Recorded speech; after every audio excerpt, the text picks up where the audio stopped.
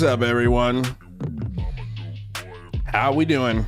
Welcome back to Lou Reviews, your destination for critical thinking in the realm of the unexplained. While some may approach the subject with unquestioning belief, I'm here to encourage skepticism and rational exploration in the realm of the unknown.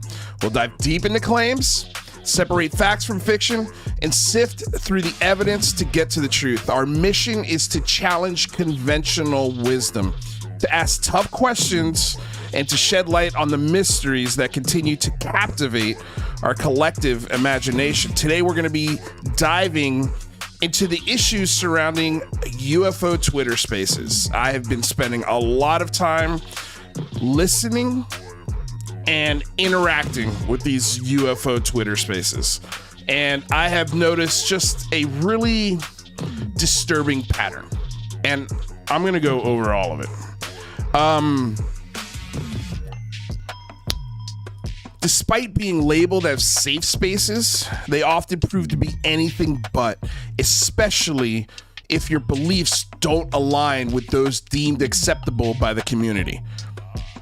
Rather than fostering healthy discourse, these spaces frequently harbor aggressive individuals who profess to welcome skeptics, yet resort to verbal abuse at the slightest disagreement. It's evident that these environments fail to uphold the principles of genuine safety and inclusivity, and it is essential to shed light on these shortcomings, and that's exactly what we're gonna fucking do today.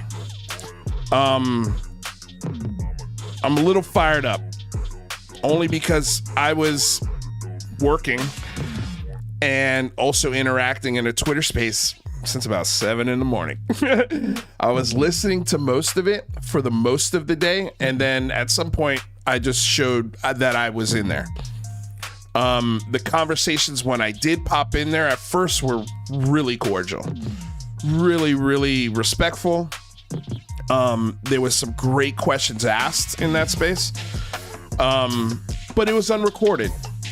Later on in that space, when other people started joining, it started divulging into something else. And that's what I'm going to try and highlight today as best as I can. This is not an episode to throw people under the bus. This is just what I've observed in the last 2 weeks, giving genuine effort toward understanding and communicating and being patient, but also learning patience from my end. I am not perfect when it comes to this part of the discussion. I am not. I have flaws when I question people, and I've always had this issue, even in the old UCR days. First of all, I'm not a journalist. I've never been a journalism, I've never taken a journalism class. I've never worked for a journalistic publication. So when I ask questions, especially these days, as soon as my ears start ringing on, whoa, stop, what did you just say? Because the thing that was just said was either factually incorrect or needs some more explanation as to what exactly you mean. And that's one of the biggest issues with Twitter spaces is the lack of specificity when it comes to discussing science or facts or what is considered a worthy discussion.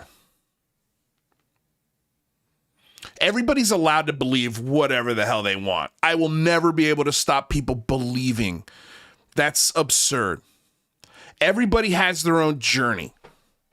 I had mine. And it was tumultuous. Not because I didn't have the right mind frame. Not because I didn't come in this with an open heart and mind. I did.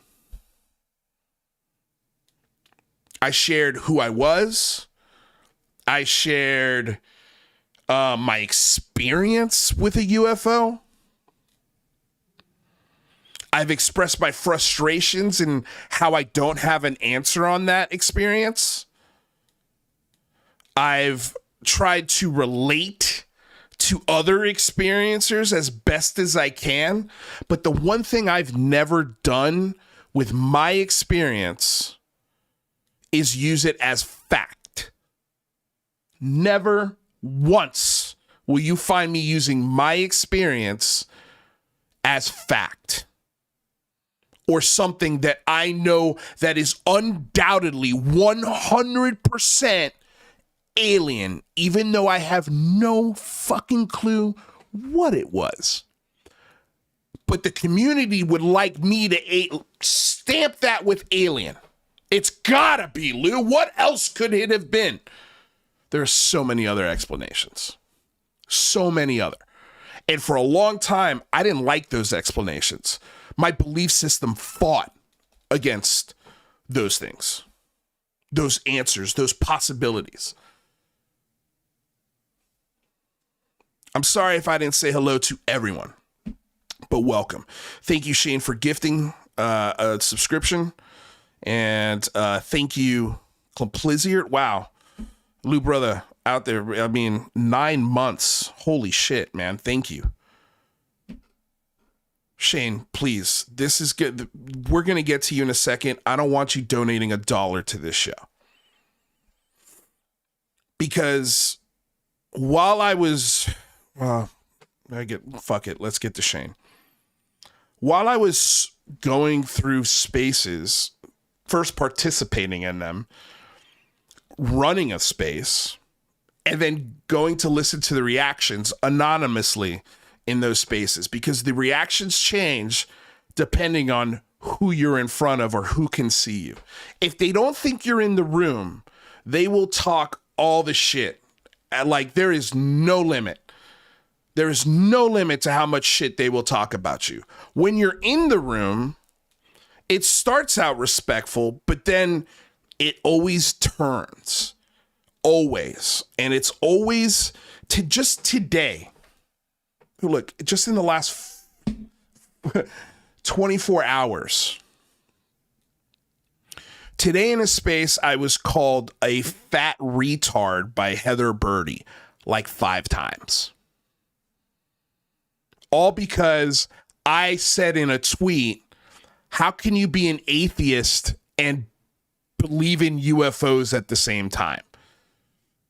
It kind of contradicts itself. It is. It does. It's a contradiction. It's stupid. You're stupid. And I've got no qualms saying that. The way you've talked to me and the way you've spoken to me in these spaces, but the tolerance for you, to me, is the most shocking. It truly is. Nowhere in society, the space from last night, for example, was called Barbecue Beach Party. And it sounds fun, right? Like you're there to have a good time. And what are you bringing to the barbecue, right? As soon as they bring you up on stage. So what are you bringing to the barbecue, Lou? Well, you know what? Fuck it. Since we're all here to barbecue, let's have a good time, right? I'm bringing brats and burgers. That's what I brought to the barbecue. Some people brought weed. Some people brought some other stuff. I mean, like, all sorts of shit, right? And it's fun. It's a great way to introduce yourself into the space. Sounds like a great time.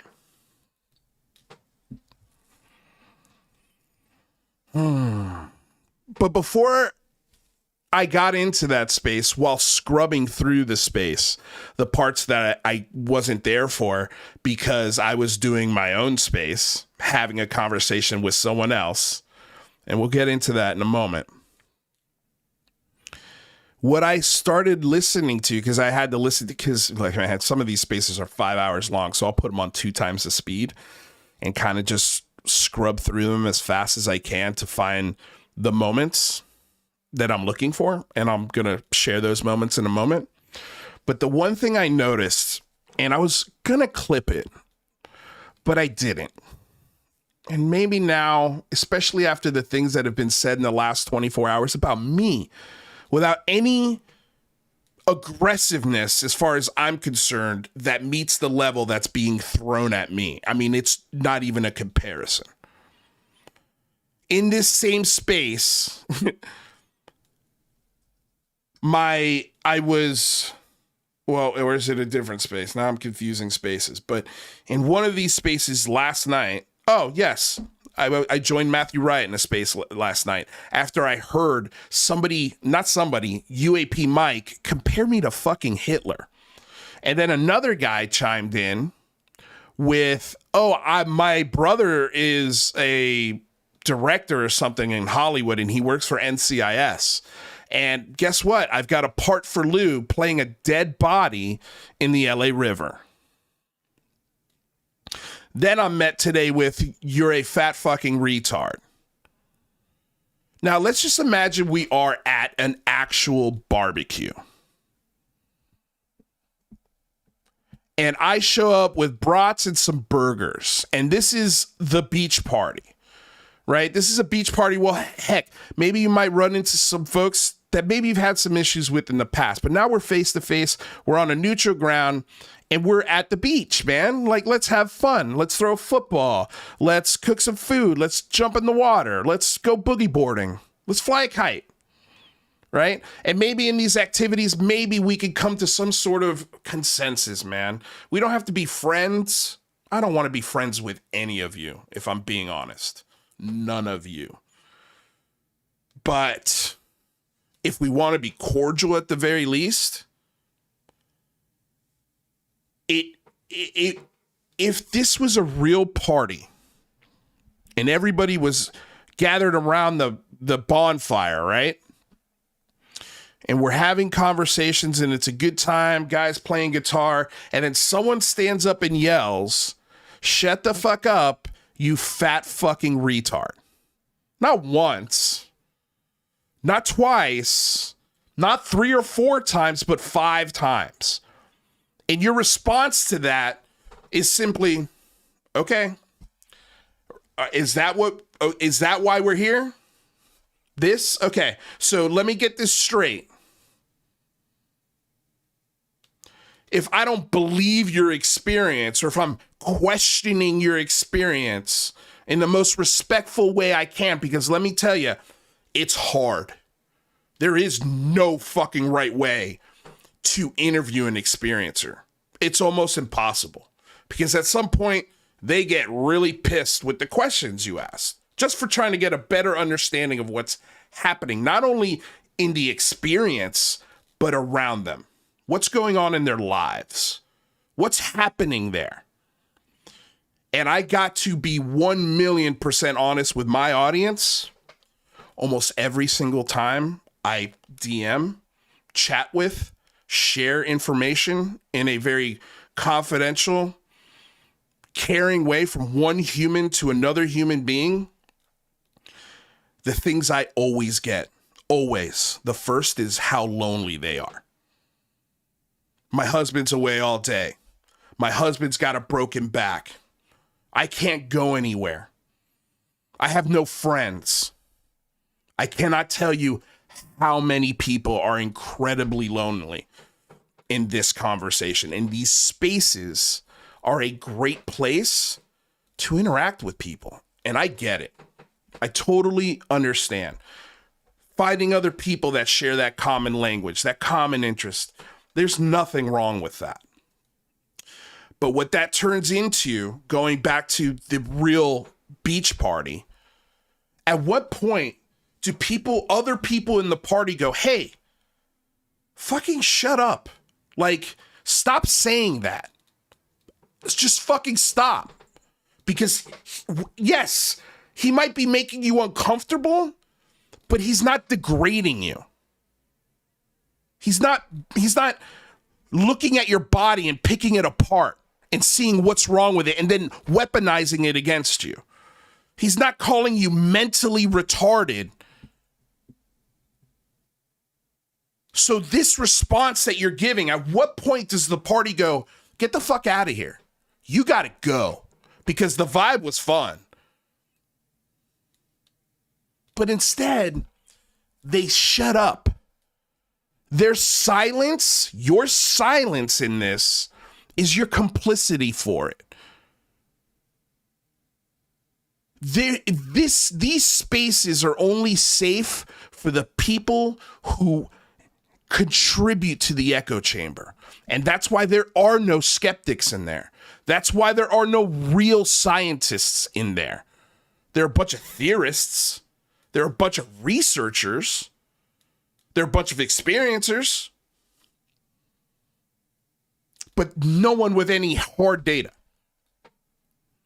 And they twist this argument into you simply asking questions, and it always boils down to two things. You don't believe, which facts do not require belief, and you don't know the research. You haven't done your research. There's not been one person in any of my spaces, and I seriously, that's why I started spaces, to have anyone come up that wants to have a legitimate debate over this topic. You guys don't come, not because you don't like the show, but because you cannot debate me. You cannot debate me with any facts. You've got interesting stories. You've got a unlimited file of eyewitness testimony. And yes, those are really compelling data points, but they're not evidence. Period. Full stop. And I'm at the point on my journey where I no longer need stories. I no longer need to read between the lines. I don't need trust me, bro, anymore. I'm done with that part of my journey. I've been looking at this shit since I was 8 years old. To sit here and tell a person who is literally has the 350 shows worth of receipts. I've talked to everyone in this field. Everyone that you would want to talk to, with a handful of exceptions. I had the most successful YouTube UFO show for a year. People came to my show because I did the homework. I knew about the topic. That's why it was so popular. So then juxtaposed to when I changed my mind based off of the things that I've seen, now I've never done research. Now I don't know the topic at all. So here's what I decided to do to really make it as fair as possible for the believer side of this. Once a month, on Wednesday from 3 to 5 p.m. on my Twitter handle, and this is a show I think I'm going to put on Discord, because Twitter doesn't deserve this group. It really doesn't. If you want to come join our Discord and enjoy these conversations that I know every single researcher and believer are going to want to have, because we're going to have Matthew Riot and Jeff Knox and Steve Long, who are all probably, between the three of them and me, I'm honestly, compared to them, I know nothing. I've got no problem admitting that. They are infinitely more aware of how lore and cults spawn into facts and science in ufology. And we're going to go through Matt Riot's largest vintage UFO book collection, possibly on planet Earth. And each month, we're going to go through a book and the philosophies and how it leads to today's ufology. And we're going to welcome anyone with any research questions into this discussion. Believers, experiencers, doesn't matter. And we're going to challenge those beliefs and those experiences with the depth of knowledge of the four of us combined. And that will be rotating as far as who will always be there and so on and so forth. I've extended the invite to some other really killer researchers. And we're going to create a skeptic platform in which everyone is treated respectfully, but you need to bring the respect first. And the second you step outside of that, you're out. That goes for me too. But then again, I do not call people fat fucking retards over and over and over and over again because I don't have the intelligence to think of anything else. That's the people your safe space UFO Twitter spaces just love. Because at this point, it's beyond being naive. You guys think it's funny. You guys love when people say shit like that to me. You think it's fucking the bee's knees. And let me tell you, Heather Birdie is only saying those things because Heather Birdie's life sucks. She's very angry. It fucking oozes from her.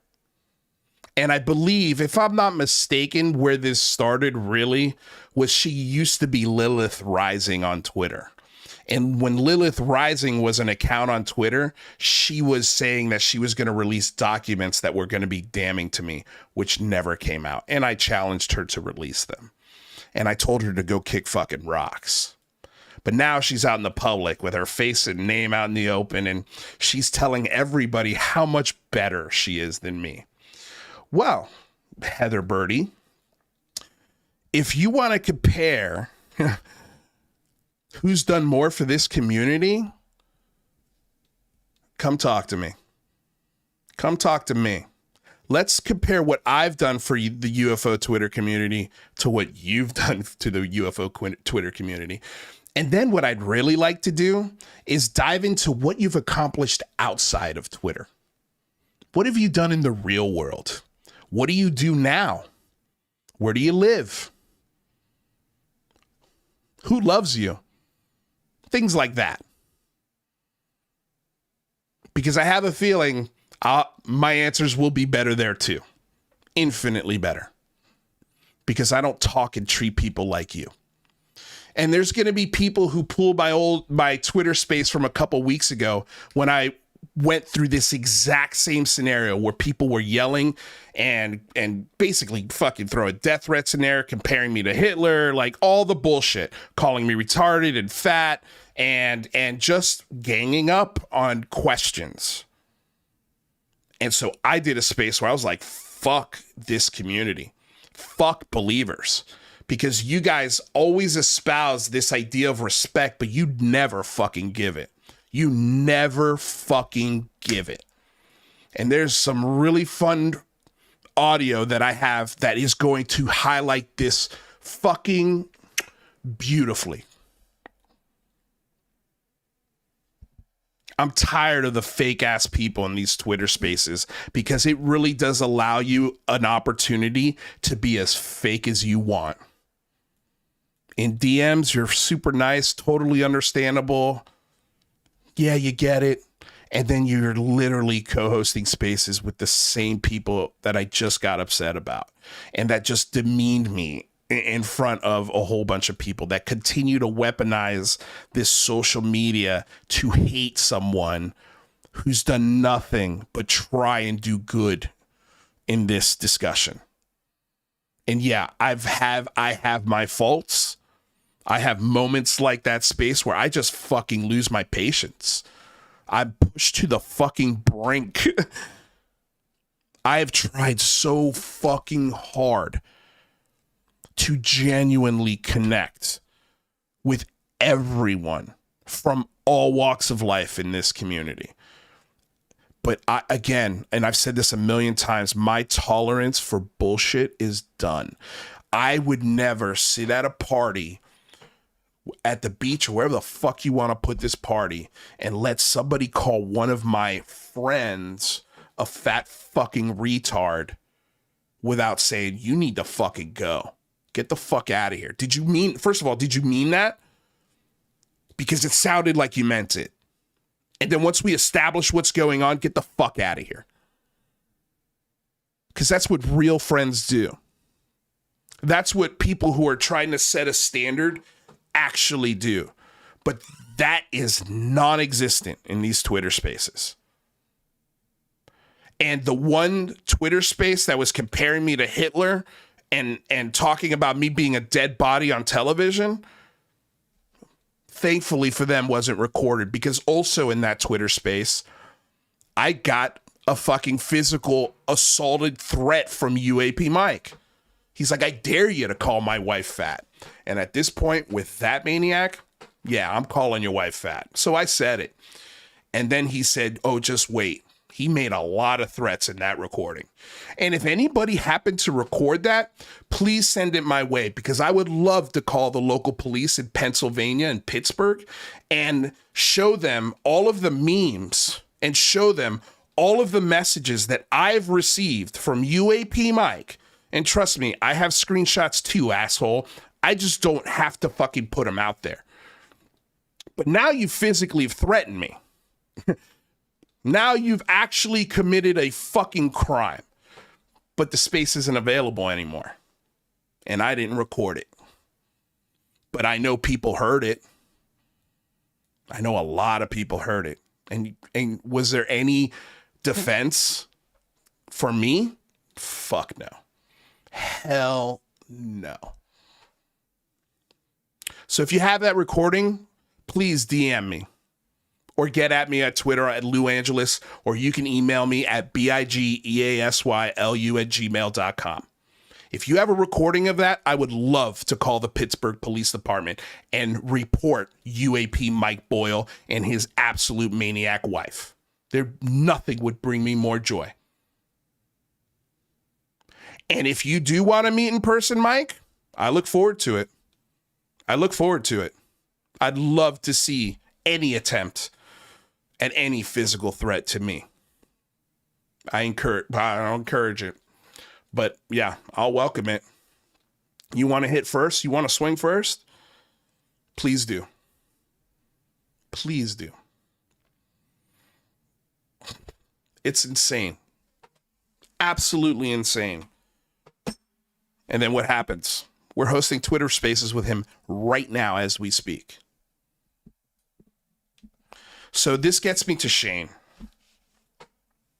While I was going through this audio stuff, there was a section in this where the entire room was dogging the fuck out of UFO Shane. Everyone. One lady stepped up in there and was like, I know him personally off the mic. Look, UFO Shane, oh, man, he's a very complex guy, is what I've learned in the time that I've interacted with him. But here's what I do know about UFO Shane, and I don't think he's going to be mad when I say this, because he's incredibly vulnerable with what's happened to him, not only in UFO Twitter, but outside of UFO Twitter.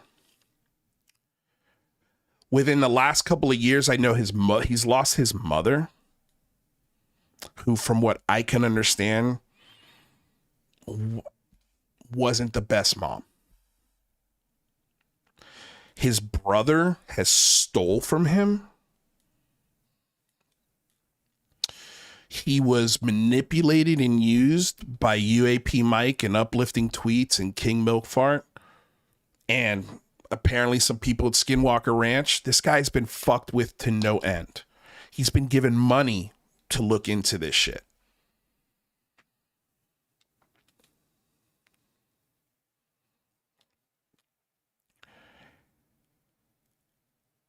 He could be...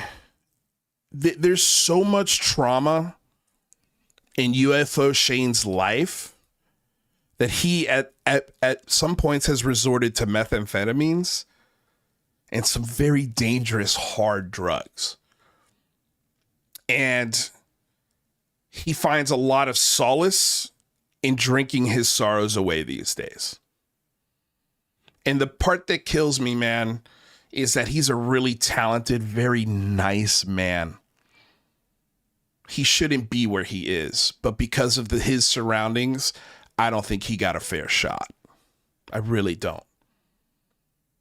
And my heart pours for him every time I hear him, especially when he gets hurt by his friends in ufology. It's fucking brutal, the things that they were saying about him in there. All because he was texting one of his friends, Rob Wood, who hosts a lot of these spaces. He was texting him all day, looking forward to hosting a space with his buddy.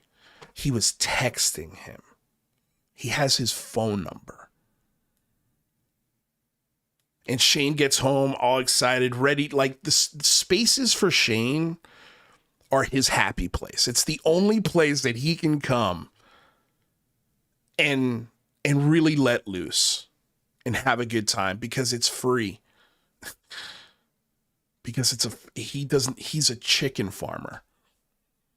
He's got no shame in admitting these things. And I think that's what I love about him the most is his vulnerability and his just fucking sheer, unadulterated honesty. And sometimes he's a handful, especially when he's drinking.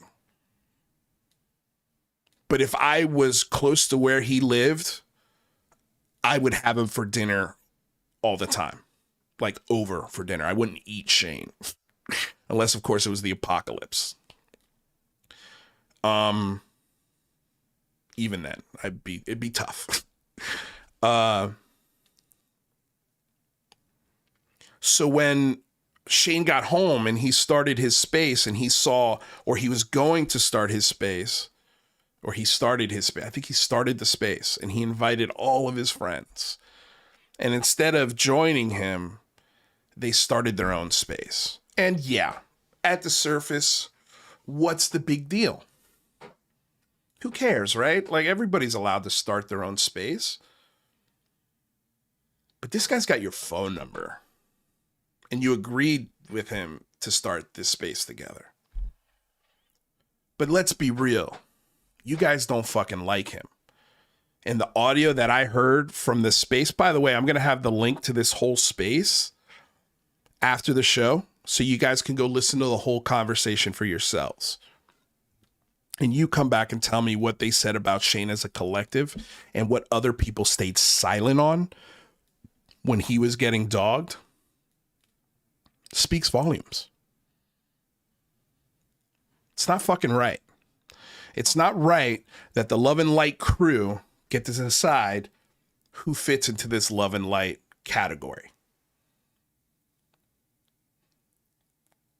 It's a club, and depending on what you say, depends on whether or not you get in.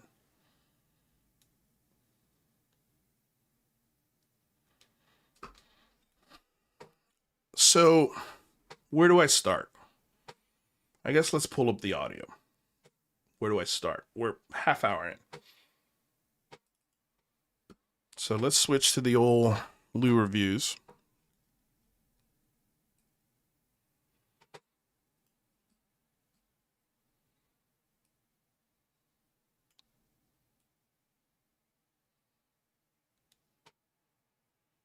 There we go.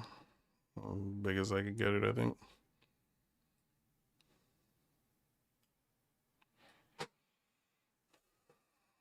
Okay, so what this is a space that I did on Wednesday, 2 days ago.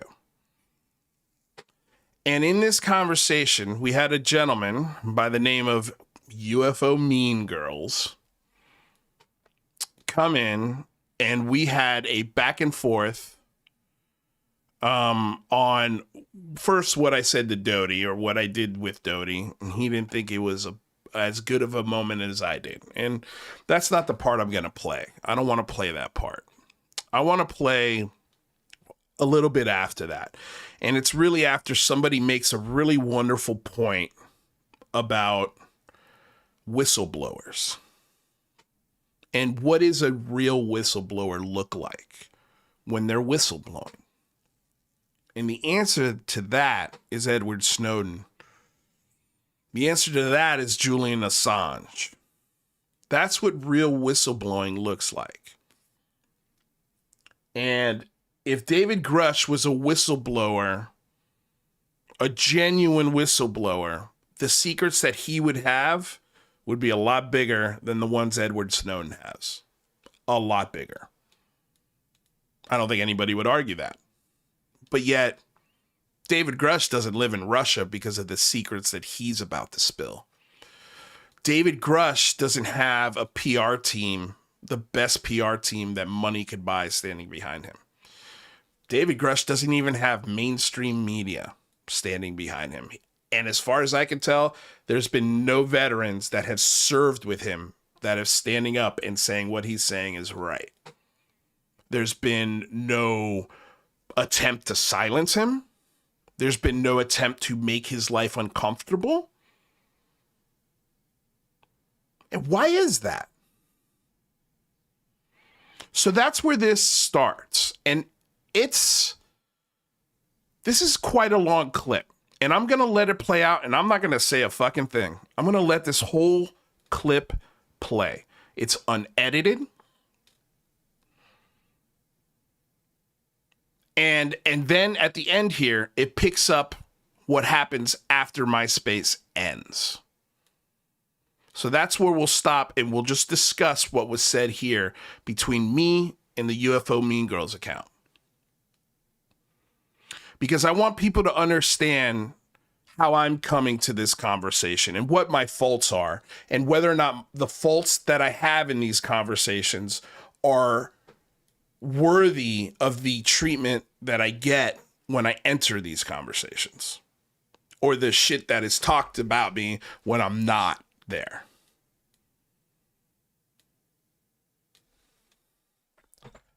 So here we go.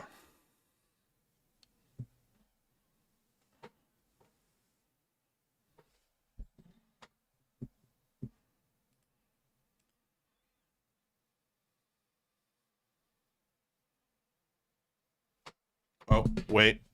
Sorry, guys. I just noticed my thing here was muted. So apologies. Let me rewind that and also turn up the volume for you guys so you hear it a little better.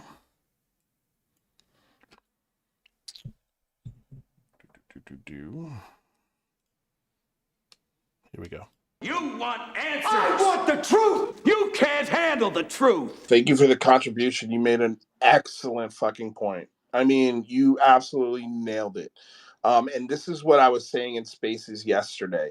You know, because they get the hot topic right now is Jason Sands, and that's why I put in the topic, because this is a perfect segue. Everybody in these spaces are like, oh, people are being rude to him, people are not giving him a chance, people are, you know, asking aggressive questions. And I'm like, guys, like, name me one real whistleblower in the history of, I don't know, fucking humans that has come forward and has been treated with kid gloves. Name one. You're right. Look at Edward Snowden. Like, if Bob Lazar was telling the truth, or if Dave Grush was telling the truth, they would be fucking arrested. They would never make it that far, I don't think. I mean, and I think there are ways that the problem that the military, from what I could see, had with Edward Snowden was he took the information straight to the press instead of going through the proper channels of releasing information like that, instead of going to a lawmaker. Because in my opinion, I'm like, well, who the fuck do you trust with information like that? You know, when you learn that the government is listening to all of our devices, like, you're like, yeah, like, who the fuck do you tell about that? Like, so I understand why he might have gone over the protocols, but to label him an enemy of the state and make him move to Russia, like, that's fucking crazy. And if Dave Grush was, if everything that he was saying, and oh my gosh, if it was a modicum of truth to it, he would be he would have a PR team and a legal team and a fucking team of journalists working at one of the most prestigious fucking media entities out there, and they would be at the forefront of this story. And they would be the ones putting lawyers in front of the government trying to get him to shut the fuck up about the things he's whistleblowing. But that's not happening at all. And that to the community of believers, I don't know why you're ignoring that. I don't know why you're not taking that into consideration. That's a big deal. Like, whistleblowers don't get handed by kid gloves. And you gotta, like, there is no perfect person that's gonna come from the sky into your space and deliver the perfect tone and questions that you want to hear when your whistleblower is being questioned. There's nobody that exists. And no matter what the tone is, you're going to get offended. And you're getting offended because you know the things that are being said have truth to them. And that is your belief system fighting back against your common sense. It's such a great point that you made, AJ, and thank you for fucking making it. Thanks. One last thing. Sorry, man. Thank you so much. Yeah. Also, the paradigm shift would be the hugest story in the history of the world, man. And you're telling me that God's not going to have the bravery to come forward with the actual goods if it exists, even if they don't want to upset the NDAs, they don't want to do this, but they want to string people along for months and years on end. Sorry, man. I just can't buy it. I'd love to. I mean, I'd love it to be real. But for now, as you say, show the goods, or please, stop doing this. Thank you. Bye. Thank you, AJ. Seriously, great contribution. I mean, Mean Girls, what do you think about that, man? When it comes to whistleblowers, So, all right. So let me get this 100% straight, right? So Grush, and correct me if I'm wrong, has no firsthand evidence. He spoke to 40 people who told him things, and that's what he's coming forward with. Did I get that right or wrong? that's well. I don't know. It depends on which interview you're talking about. It depends on which person he's in front of, because that story changes whether he's in front of Congress or in front of Yes Theory. Well, I'll tell you from my own sick curiosity, I want to know who the 40 people he was talking to. I want to know what they said, and I want to know why they led him to believe what he believes. That is, that is my line of questioning. That is where, I would take it if I was anybody. But for me, Grush is sort of a messenger versus the actual people he talked to who claim to be within the program or whatever the fuck, right? Those are the people I want to hear from so I can verify, check against, etc., etc. But that's all I have to go off Yeah. of. Well, let me ask you this. Would it shock you if David Grush ended up being a version of Paul Benowitz, just he happens to work for the intelligence community? Yes and no, because 40 people, that's a lot of people. That's a lot of testimonies, right? So to say that all 40 people came to him and they're all crazy or liars seems not in the ballpark for me. To say all 40, but just on the flip side, to say all 40 people are completely truthful is also not in the ballpark for me, right? That's why I want to know who said what they said and why they said it. And that's where you can ascertain, well, who's full of shit and who's not, right? Especially if there seems to be some sort of weird thing where like people with like high credentials just come out with these fucking stories out of nowhere, then that's a problem in of itself. Either way, the answer is fascinating for me, right? But it's not binary is what I'm trying to say. It's not this or it's not that. It's 40 people, right? 40 people need to come out and tell us what they told Grush. Yeah, I agree with you, but we do have a clue as to who some of those 40 people are. We saw the whistleblowers that Stephen Greer came forward with, and those don't seem to be very credible. as far as the claims, not where and when they worked. And we got Jason Sands, and he was interviewed by Arrow, according to him. He even worked for the UAP task force. So I think the first few guys that have been sort of confirmed as part of these interviews do not have the credentials and do not have the sort of gravitas of David Grush. They almost seem Well, hold like on. So first of all, one second, just a really quick pushback. So Jason Sands, and this is not an endorsement of Jason Sands. This is also not a negative view on Jason Sands in any way. His credentials are what makes me interested. If the answer is that they're not telling the truth, I'm equally as interested as if they were telling the truth because of the credentials that they hold currently and in past employment. I am with you there, but he begins to lose me when he claims that he was in a 20 and back program. Like that's where I'm like, okay, yes, these credentials are really fucking interesting, but are you coming into the military with a belief system and then the things you see validate your belief systems because you already have that tendency to believe. And that was one of the biggest complaints or sort of shocking moments when you listen to Dr. Sean Kirkpatrick and the witnesses that he's spoken to, and particularly what he found shocking were he had colleagues that he has worked with under some very highly classified systems and programs, and he is in his office talking to this person about what they saw or what they thought they saw or whatever. Then Kirkpatrick looks into it, comes back and meets again with him and says, hey, I know what you think you saw. Here is the information we gathered, and this is what we think it is. And then they refuse to acknowledge the facts that he's laying out on the desk for them. And it's shocking because he's like, God damn, dude, this guy has top secret clearance. And he's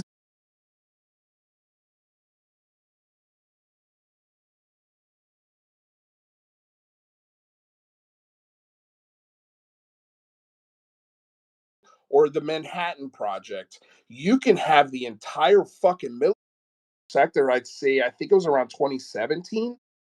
I believe the summer of 47, there Those materials home. I think he sees defense. I think we're going to start to get a lot of answers on that. Why do I think or what they thought they saw or whatever? Then Kirkpatrick looks into it. Sorry, guys. Comes back and meets again with him and says, "Hey, I know what you think you saw. Here is the information we gathered, and this is what we think it is." And then they refuse to acknowledge the facts that he's laying out on the desk for them. And it's shocking because he's like, God damn, dude, this guy has top secret clearance. And he's being fooled by bad intelligence, or not bad intelligence. He's misunderstanding the intelligence that he's looking at. Does that make sense? yeah, of course. No, it does, but it also assumes the fact that Kirkpatrick is operating, you know, in the same That's fashion. fair. I'll give you that. But then again, Kirkpatrick and the Aero Office haven't been in the game for a real long time. I think the wheels on that train have just started moving, and I know people are going to laugh at this, but if I'm making a prediction, I think we're going to get a lot of answers to the things Doty and Grush and videos that have come out to be confirmed by the Department of Defense.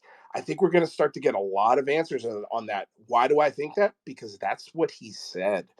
And as they've already come out with their probabilities for the Eglin Air Force Base thing. They've come out with the Kona Blue papers, which thank God they did, because if you get some of these researchers playing the slow game, Nicole, love you, but like you get researchers playing the slow game, and let's say those Kona Blue files got leaked instead of released, then we would have researchers all over them as if it was a real program that was funded and actually had scientists in an office and labs, and yeah, the list goes on and on and on and on. But even still, even when we have all of the information about Kona Blue, there are still people in the community attaching some kind of mystery or interest in something that never ever existed. It was literally a Do we fart in the wind.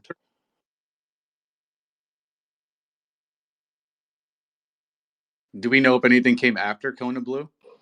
Um, I don't think yet. I mean, do you have any ideas on what might have been after Kona Blue? No, I mean, there's certain directions I want to pursue, but no, I don't. Also, do you think we had a drone problem in 1947? No, I don't think we had a drone problem in 1947, but I do think that we had a Russian problem in 1947. I think that Russia was sending over all sorts of shit to spy on us, just like we were doing to them. And when, It's Project not possible. Mogul, the most top secret fucking thing in US history next to the Manhattan Project, I mean, when you look at the details of Project Mogul, those balloons stretched longer than the Eiffel Tower. Like they were there was a lot of material with those balloons, and if you just get a section of that on somebody's property and they have no fucking clue, which obviously they don't, you know like, I think that turns into a hotbed of conspiracy. And if you want my opinion, I think Jesse Marcel, and this is speculation, but I think he was lying the whole time. I think he lied to his kids, and I think he lied to his wife about what he saw. And then when he brought those materials home, I think he seeded those ideas in their head so that way it could verify the story, because Jesse Marcel never got demoted. He never got demoted. He got promoted. Why would you get promoted making up a fuck up so big as telling the world that aliens just crashed in fucking Roswell, New Mexico? To me, that would be a huge mistake in military procedure. Like, leaking, like, you go straight. Let me get this straight. One of the highest ranking people on that airbase goes straight to a radio program and says aliens have crashed, and then they retract it the next day. That sounds like a military Hold operation on, 101. time out. Lou, like that's a real. All right, where do I start? So first of all, to even reduce 1947 to Roswell and Project Mogul, I think is like it's just an error in thinking, because even when that happened back then, that was a blip on the radar compared to everything else that was going on, right? There was Russia had no capability to be sending over planes, drones, or anything like that over here that would cause us to really kind of like uh, look top to bottom on their chain of command and find out like what this was, if this was ours, if this was Russia, etc., etc. For 2 years, we were trying to find out what these things were, right? Um, When you say these things, I had a certain point where I lost. these things, what do you mean specifically? So in 47, through, I believe, the summer of 47, there were just massive sightings around the entire country that caused a lot of uproar in the press, a lot of confusion on military bases, a lot of confusion in the Pentagon, to the point where we started to look internally whether any of this could be ours. And after months and months of investigation within RAND and R&D and everything like that, to figure out if this could have been one of our programs, the leadership decided that this was not, and therefore it must be Russian, but they had no idea how or why. And then they later concluded it was not Russian. And that, like, really, that's where the entire mystery starts. So, if reducing all of this down to Roswell, reducing this all down to Project Mogul, I think is kind of an error in thinking in a sort. But Well, I'm there not was a reducing it. I'm just saying, like, you can see how people can confuse those things. I mean, let's just, can we use Paul Benowitz for an example here for a second? The What kind of drones was he filming? What year did that happen again? Can you remind me when he was starting to film those drone systems? what was it, the 80s, the I 70s? believe, Hold yeah, on. I think it was 1989. He was filming drone swarms in 1989. That tech was not commercially available until, well, just drones were 2013. Drone swarm tech has been introduced in the commercial sector, I'd say, I think it was around 2017. So you're talking about 30 years ahead of its time, that tech. Like, that's what I'm talking about, man. You guys are like, you guys, I'm sorry, I don't mean to pigeonhole you here, but like, I think things like that are really sort of overlooked when we're looking at what these technologies could have been. It's in the special interest of the military to attach mystery to things like that in 1947. It really is. And I don't Well, here's the understand why thing. you can't see that. Well, no, I can see that. And like I think the majority of people during that time actually thought it was our tech. That was like the leading theory up until like July 4th. Like from when Kenneth Arnold had his sighting, a lot of people thought that this was just like stuff that we were working on. What I'm saying is this caused an internal uproar within our military industrial complex where like they decided to look into it and decided top to bottom find out if these are any of our programs. And once that was done, and this took months, once that was done and it concluded that none of this could have been any of ours, they then decided to go overseas and see what was in Germany and what was in Russia at the time. I That's the severity, the level of severity that these people. Okay. Can That's I how can I serious answer they can I took. answer maybe why there would be a level of severity like that attached to this? Sure. I think it's sources and methods. If there's anything that the military is really fucking sensitive about, is how we misinform people, how we dupe our enemies. That's sources and methods. So if you've got a top secret fucking program like the level of Mogul or the Manhattan Project, you can have the entire fucking military looking for it and not find it. You really can. And let's say they do find it like they did, and they go, "Oh fuck, we can't talk about this." Well, let's just tell a story, attach Russians to it, and boom. Now you've protected your sources and methods. Is that a pretty good counter argument to something like that? Well, I don't think so because there were people. So, like, when this happened, I mean, the Pentagon was split. A lot of people thought this was Russian, and a lot of people Again, thought but a not lot of Russian. people in the Pentagon doesn't mean shit to me unless they're read into it. If they're not read into the program, there's people in the Pentagon that will not know about it. That's how our intelligence agencies work, man. Right, but Rand would have been read into it. What I'm saying is that there was an investigation, an internal investigation done internally to find out if this was any of ours, and they deemed it credible enough to take it overseas and do an intelligence operation overseas to the point of actually finding what was it, the Horton brothers and a couple other engineers that they might have thought were behind this thing. Right? So what I'm saying is there's a lot of confusion back then. And when you're talking about someone like, Marcel fucking up like that, this was all very new. This was not it's not like it was today. Like when Benowitz happened, there was no internal investigation, there was no Project Sign, Project Blue Book, whatever. No one tried to find out what because they already knew. But back then this was very new and they were very open about their investigation for a year and a half. In all the newspapers and all the press releases, and then out of nowhere for some reason they clamped down.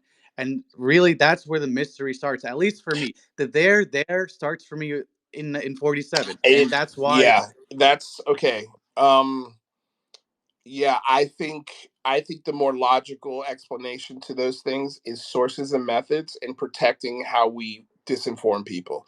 Because again, the United States military, I think you could agree, has used UFOs to explain and cover up a lot of bullshit or just ignore something, or they use it all the time. So to say, you know, it's not crazy to say that the military would much rather you look at the sky or look at a crash of some new tech or whatever the scenario is, and you say to yourself, "Oh my fucking Christ, a UFO just fucking landed in my in my backyard. There's no control surfaces. There's nothing that I've ever seen ever on an aircraft ever before in my life. Therefore, it must be so and so or whatever." It's like, dude, the military would much rather have you doing that than going, fuck, let me get a closer look at this thing. And then you open it up and be like, holy shit, this is fucking cool. Like, who the fuck made this? You know, like there are reasons. And I feel like protecting those sources and methods around mystery, which is what you're bringing. You're bringing mystery. A really cool story is what you're bringing, and it to me that yes, I love cool stories, but I'm not using that as evidence or a pinpoint as to where to start on this discussion. Because if you're being honest with yourself, since 1947, there's been nothing that has come out that has been concrete evidence. Nothing. And I'm sorry, there's no way, going just back to logic, there's no logical way that these types of technologies would be hidden for this long. And that goes back to the drone discussion we were just having. Like, could you imagine seeing 40 or 50 drones in the air that lit up and spun around and did all sorts of fucking crazy maneuvers that if a human was inside them, yeah, they'd be turned to jelly. But a drone doesn't have to worry about inertial mass. A drone can make a right angle fucking turn. Like, that is in 1989, anybody on the planet would have been like, holy fuck, they're here. And you could bet your ass that that wasn't the first time that they tested that tech in the United States. Like, I bet your ass they've done that everywhere. And so, like, you know, I just, that to me is common sense staring you right in the face and you going, yeah, but, yeah, but, you know, like, especially, you know, you're closer than anybody that's come up here so far. And I think that and that's why I'm doing these spaces, man, to open it up to anyone who wants to come up here and have these logical arguments back and forth. I'm glad we're not yelling at each other. I'm like, God, this hasn't divulged to name calling, you know? So, like, you understand where I'm coming from? Does that ring any sort of like like, you know what I mean, dude? You know what I'm saying? Look, listen, like it's not like I don't see where you're coming from, and that's why like we're not yelling at each other. Like I'm if I came up here and I told you I have the answer or I have all the answers, right? Then there's a fucking problem. Because I think anyone who says that is completely full of shit. But you know, back to the drone tech. I mean, we had the SR-71 in the '60s. Like, I just I don't think that if you looked into the history and you realize, and maybe you might be right. Maybe this was the result of a paranoid. Sorry, I accidentally hit the mute everyone button. Sorry, I didn't mean to cut you off. That was a complete accident. Right. No. All right. So I'll just start again. I'll say that, like, look, I'm not pretending I have all the answers. I think anyone who comes up here says they have all the answers is completely full of shit. And those are people you have to stay away from. And these are like the Doty-esque figures who will drop this or that or whatever and pretend to have this whole litany of I don't even want to use the word excuses, but just answers, right? What I am saying is, right, even with your example with the Benowitz and the drone stuff, I mean, we had the SR-71 in the '60s. Right. Like people, and I have thought about this. Like people kind of they look at the '60s, they look at the '70s, even the '80s, and they think for some fucking reason that we were living in a stone age at the time, right? And that's not true. And everything you're saying, I have thought of, but like what keeps me coming back to this mystery, as you call it, right? And it's a mystery is the history behind it, and the history behind it is that there was intensive an intense investigation by our own government into this, and it could very well be to the fact that maybe they were paranoid, they were at the cusp of another cold war with Russia, so maybe people started thinking all sorts of things, but at the same time the number of reports in that year, the number of pilots encountering things that like performed evasive maneuvers in that year, and you can argue, okay, well, we can't really take that as evidence, but these are data points I have to go by, right? And for me, at least, it's enough for me to think, okay, well, if they took this seriously and they had no answer and they decided, you know what, we're just gonna say it's Russians and leave it at that and start Project Blue Book and etc. to kind of wash this away, that leaves me with more questions than answers. So I come with more questions and less answers, and that's always my starting point.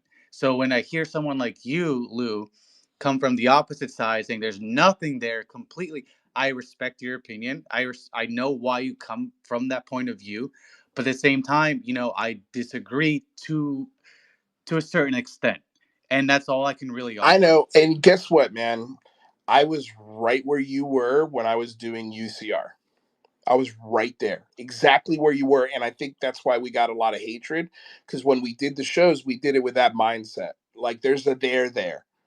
And when I got the peek behind the curtain on the guys saying there's a there, all I found were lies, manipulation, and a blackmail. So that's I think what. That's okay, but hold on. That's another Yeah. thing. You're starting from 2017 in this whole No, I movement, I which I understand what think you're saying. I get it. But all I say there because my show started in 2020, right? I was an in the closet experiencer basically until I did, and I again, I put up on my UCR channel, the UCR Rewind playlist, my very first official episode where I go through my entire experience, and I even have a really shitty painting that I did of it that I show. So like attaching the there, I trust me when I tell you, I sympathize more than on that. But the more I got to know the people, and I'm I bring Lou Elizondo up first because that was the straw that broke the camel's back. But man, I've had fucking anyone you can think of on my show, with the exception of Gary Nolan and Linda Moulton Howe. I've had everyone on there. Everyone, anyone you can think of, pretty much. We had some killer interviews. We had some awesome moments. It was a lot of fun while I was doing it. But there's no hard evidence, and I'm at the point right now where all of the mystery, all of the starting points, all of the history. One of my favorite researchers is Stanton Friedman. Like all the things that he brought to the table and all the science that he and logic that he tried to, like, his arguments are some of my favorite for the pro disclosure side of it. But there are also flaws in a lot of his arguments too. And when I listen to him, man, especially early in his early days, the things he's saying on a talk show were literally verbatim what I was saying for promotions for Big Phone Home 1. Literally the exact same thing. So I, better than anyone, understand the shoes you're sitting in, and everybody's on their own journey. So however you get to the end of that journey, you have my blessings. But all I require, not require, but all I ask is to have a conversation just like the one we had, to have the interaction like we had, and don't come at me with this is a 28 year slow game. Like you get the excuse of, oh, I've been researching this for 28 years, it's a slow game. But you don't realize that you're in the exact same starting point you were 28 years ago. Nothing that you're researching for these books is going to bring any clarity whatsoever. And you can laugh all you want, Nicole. And if you want to come up here and argue your side, you can. But I'm right. Like the stuff you're writing about with Grant Cameron is fairy tale. It's confirmation of stories that can't be verified. And again, you've got the floor. You want to come up here and argue your viewpoint, go for it. I'll give you the space. But I don't think you can. I don't think you can. So let's go to the man in the buddy. You better be careful because I've heard your stories and I've Wait, asked you Lou, can I just questions. So go for can it. I just end real quick? Can I just end the point real quick? Yeah. So I do want to say, like, I hear what you're saying. I'm glad we're able to talk without flinging shit at each other. I think that's the way it should be. I have a lot of questions at the same time with people like Grant Cameron who, are confronted with the fact that the Holloman video was a fraud, and he refuses to believe so, right? Because of the people involved, or the fact that he never actually read the Wilson Davis documents past the first page, right? These are things that I find out day in and day out that kind of, knock the quote unquote heroes ufology, for me at least, down a peg. But at the same time, I trust my gut, I trust my research, I trust my instincts. And all I gotta say is just read Estimate of the Situation and say no to Doty. Thank you. A few moments later. Okay, before we get to a few moments later, I'm going to chime in here. Okay, so the reason why I let that fucking go for that long was because I don't want anything to be taken out of context, right? I know I have my way of speaking, and I know some people take that aggressively. But when I genuinely say this is how I talk and this is how I ask questions, that's genuinely me. Do I need to work on that? 100%. I will not deny that whatsoever. But there was nothing in this conversation that was contentious. There was nothing in this conversation where I called somebody anything. I didn't curse at him. I didn't call him a fucking idiot. I didn't mention his weight or how, anything. I didn't use anything that was in his profile or anything from his past to infuse hatred for him in my space. And there were moments in this space, and this space is still available on my Lou Angeles account, the whole thing. And you will see also in this space, which I just didn't have time to clip out, but there are moments where UFO Mean Girls started being the UFO Mean Girl and cutting people off and doing that horn sound over them. And I had to say, hey, please stop. I think it was 2 or 3 times, to a point where I was like, look, if you do it again, I have to kick you. But there was a verbal warning with each one of those, because I want to give the room for everyone to speak and express either their frustration with me, or let's talk about a case or a situation like we did here. Now, the reason why I harped a lot, and I did, listening back, on sources and methods, because I always think of this story that Jeremy McGowan told me about, and it's on the basis of Glomar. If you don't know what that is, Wikipedia. Again, this is something that I wanted to put in the show, but because I have to go to work, I didn't have time to make this part of the show. But this was a big talking point for me that I just could not get to. So if you love the show, like, share, subscribe. We have a Patreon and we have memberships. Please consider joining. And if you can't, like, share, subscribe is more than enough. But it is, the gist of this is that we know we had a ship called the Glomar, an explorer that recovered a sunken Russian nuclear submarine. That's a fact. But how the USG secured, funded, and managed that recovery effort is still classified. So when the DoD says they cannot confirm nor deny something, that's a Glomar response. And this happened, God, what was the year? He didn't put the year. Let me look it up real quick.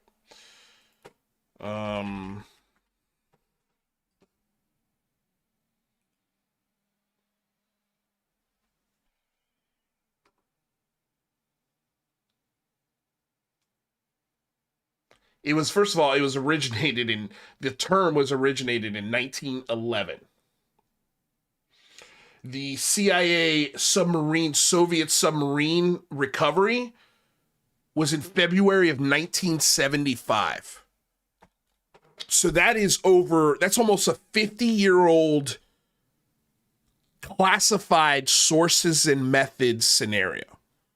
And they will never reveal how they funded and executed the recovery of a Russian nuclear sub so we could take it back and reverse engineer it. That's an actual real crash recovery thing that actually happened, and it's public.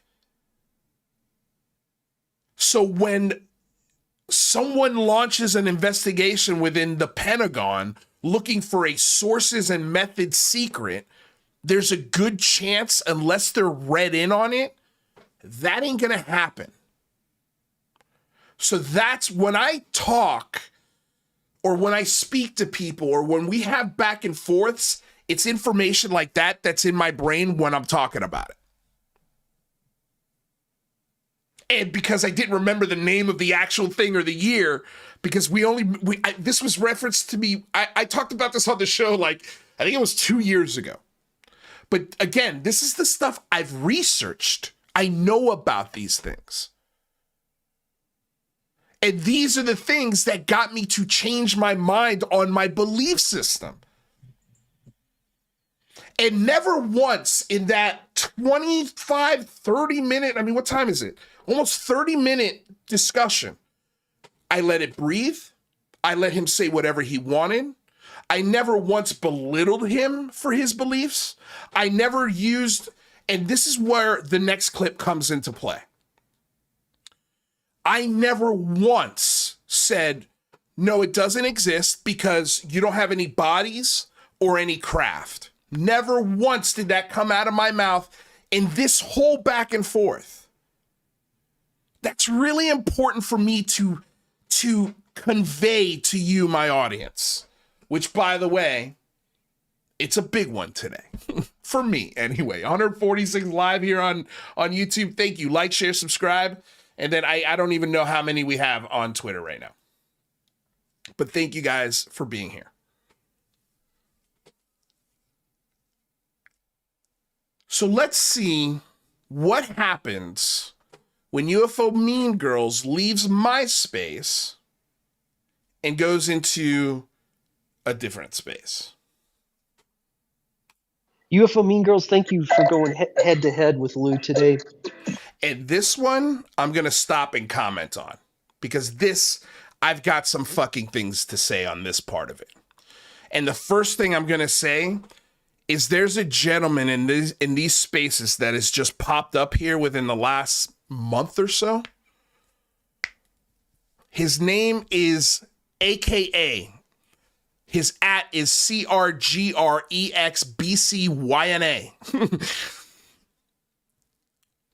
He's only got one follower. You have to be approved to follow this man. There's not an example of this in this clip here, but I'm going to be keeping a much closer eye on this gentleman because he sounds incredibly similar to the same intelligence guys that were calling me, claiming to be my friends, trying to talk me out of doing the last UCR show. They wanted me to keep the train going. This guy said in a space today that if I had just played ball, I would have written the foreword to Lou Elizondo's book. That's what this fucking guy said today. And he is, for all we know, he's claiming to be in the military. And the way he speaks to me is the thumbs up that is true. But yet we don't know his name. We don't know why he's in this community. But man, anytime he steps in here, he is a god. They all bow down to this fucking stranger. Why? Because he says shit like this. You were spot on with your logic, and it was just sad to hear his response. It was sad to hear my response. I asked him about that in the space that, of course, was not recorded. Of course it wasn't. His response to why were you sad for me sucked. It was a fucking terrible answer. Basically, it's my fault. It's my fault. It's my fault that the relationship between me, Lou Elizondo, and Cahill disintegrated. He can't explain why. He's not 100% sure as to exactly what happened, which I do not fucking believe. And then he tried to explain why it's okay for Marieke von Klompenstick, a former DOD employee and a opinion piece writer at The Hill, and Bob Pliskin, who, let me just show everybody who Bob Pliskin is on Twitter, so this way it doesn't sound silly as it is. Okay? But this is a gentleman who we've spoken about on this show, and I'm not here to drudge up old shit. That's not what I'm about to do. Okay? But let me tell you, this is one of, at one point, I thought one of the scariest people when it comes to ufology. Where the hell is this guy? Give me 1 second. Let me just find him. It's always easier to search for people through the phone on Twitter.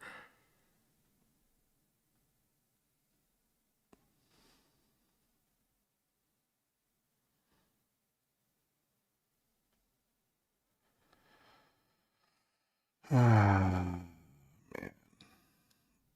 Yeah, did he might have gotten rid of his account.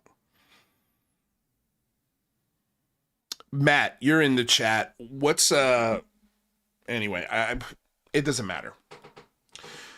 Another DOD employee who's incredibly good friends with Lou Elizondo. Both of them called me pretending to be my friends, and they're not. Like, they are not my friends. Like, posing as genuinely concerned for me. Like, why are you gonna end the show, buddy? You know, like, it's doing so good. You're making so much money, right? Like, come on, do you really want to do this? Like, I think this relationship is salvageable. Meaning Lou Elizondo, meaning the whole scenario that had gone up until right before I did that show. They wanted me to shut the fuck up. They didn't want me to nuke the show.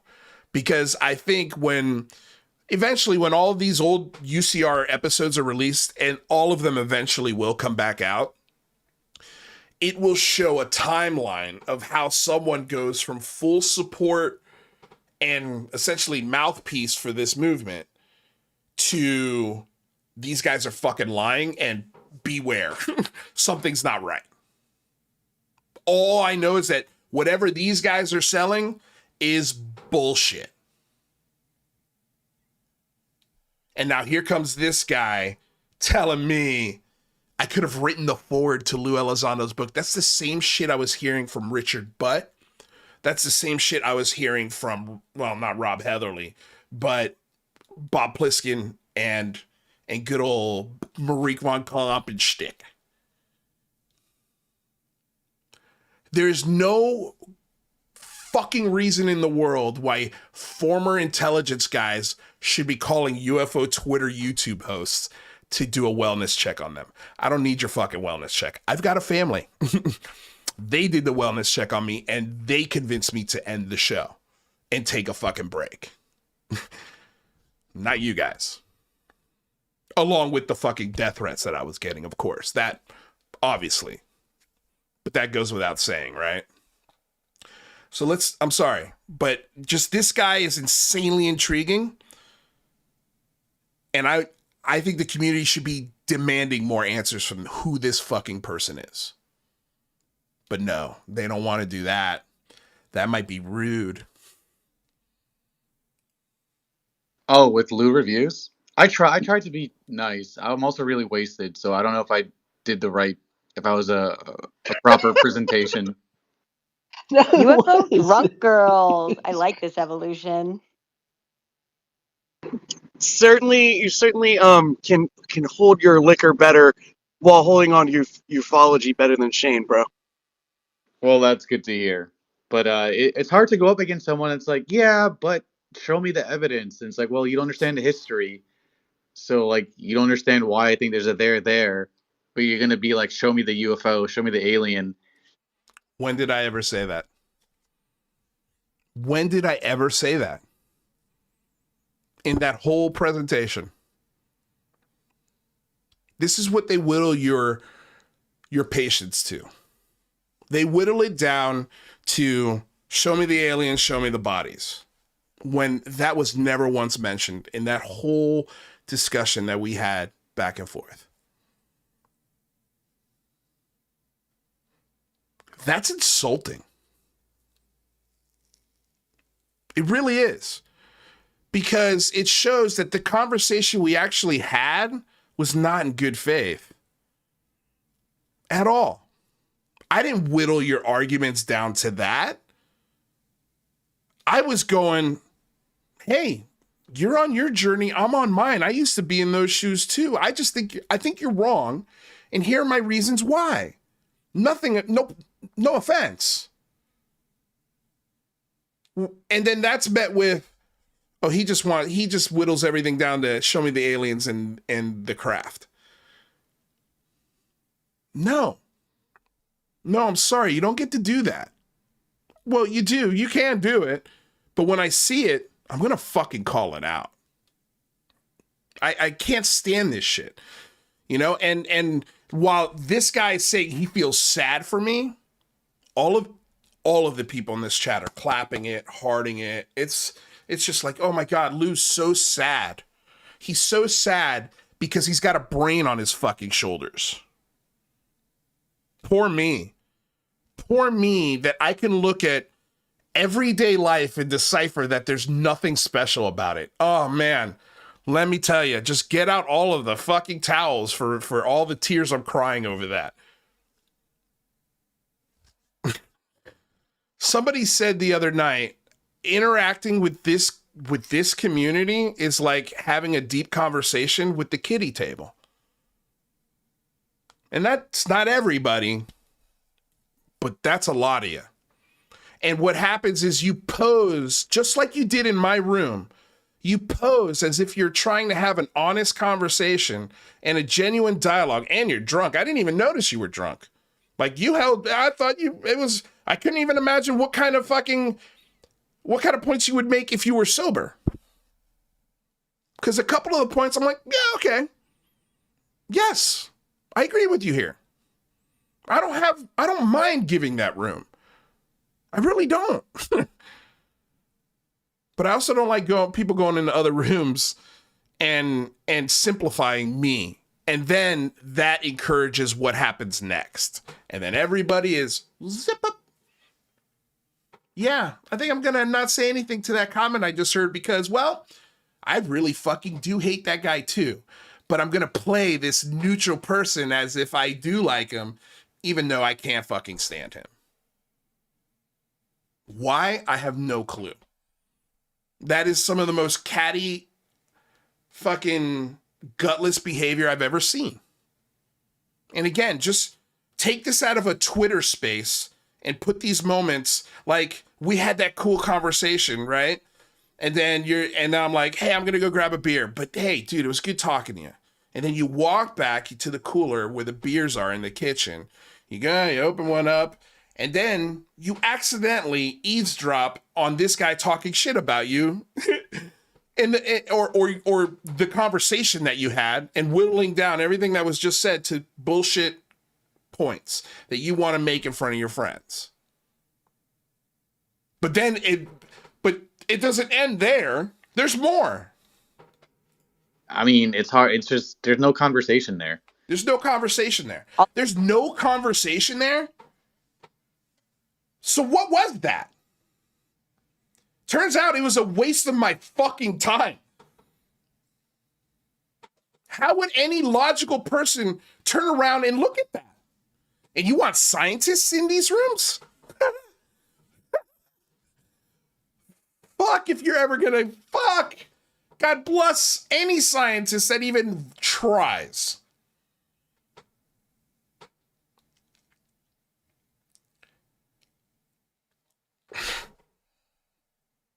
So I've shown you the evidence, and you pretend like I didn't.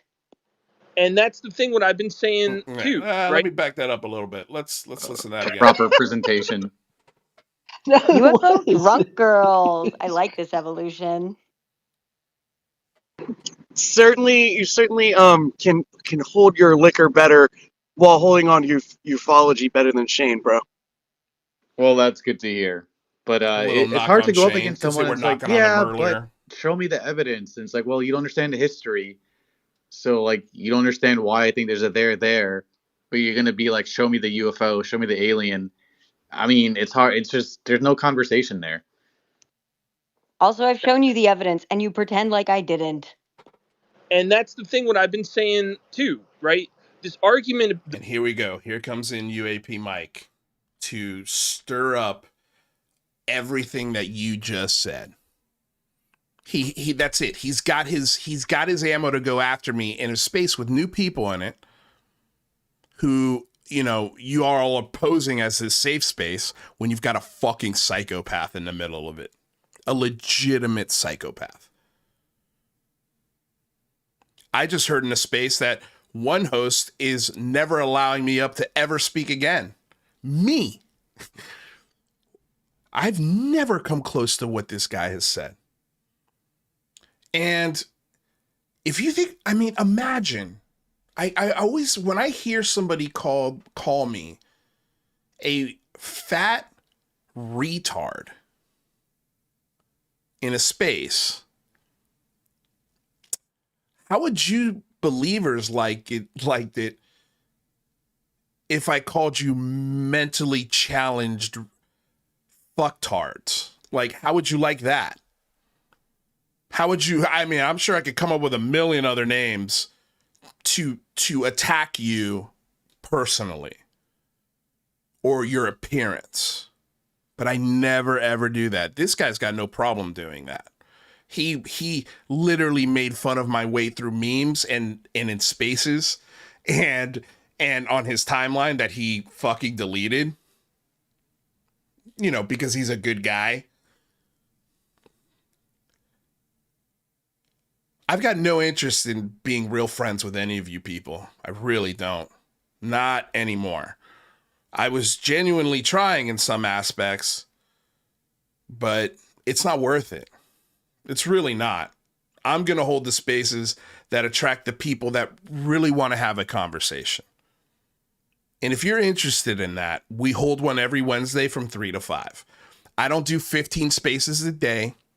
I don't stay in spaces from fucking 15 hours.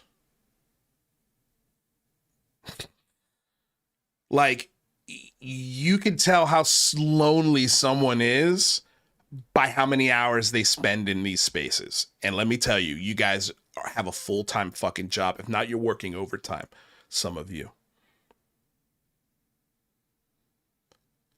And then I literally heard this girl Megan say today before I came on the show that she has a problem with me reaching out to people either in a space while we're talking and we're being very vulnerable, right? And I can hear pain in somebody's voice. And I'm asked them, hey, do you have any family around? Is there anybody you can go hang out with? No? Have you ever considered talking to professional therapists outside of these spaces? Have you ever done that? Every time it's no. Every time. And then that's my suggestion to them is, hey, I think these spaces are great to come together on things that you really love to talk about. I don't want to take that away from anybody. But when you're in there 4 days for 15 hours a day, you then turning that space into a therapy session. And when you hear girls like Megan say she was upset with me for suggesting somebody go seek professional help rather than telling them to go to a Twitter space, what is fucking wrong with you? What is wrong with you? I had a gentleman and the space that we were in together, and I think that sort of prompted this comment from her today. This guy, Christian, I can hear him in this space. You can tell that he is stressed out of his mind. Stressed. And he's got this experience that he knows is fucking real. And I give him this advice in the space, and I also preface it with like, look, it sounds like you're in, and I ask him like, who do you have around you? And he points out one of his Twitter buddies. And so I get into him with DMs, And I'm like, hey man, is there anybody closer to you other than a Twitter buddy? Like, do you have any family? What's going on? No, there's no one really around, yada yada. I was like, look, somebody then sent me in this, while I was DMing him, somebody sent me a link to him on the Thomas Fessler channel a year ago, where he had an episode on camera, and the same voice that you heard in that space, I just saw on camera from a year ago. And in this interview, he's hearing voices in real time and freaking out in front of the camera. And when I see that, I go, fuck, man. It would be irresponsible of me to tell this guy to go to a Twitter space.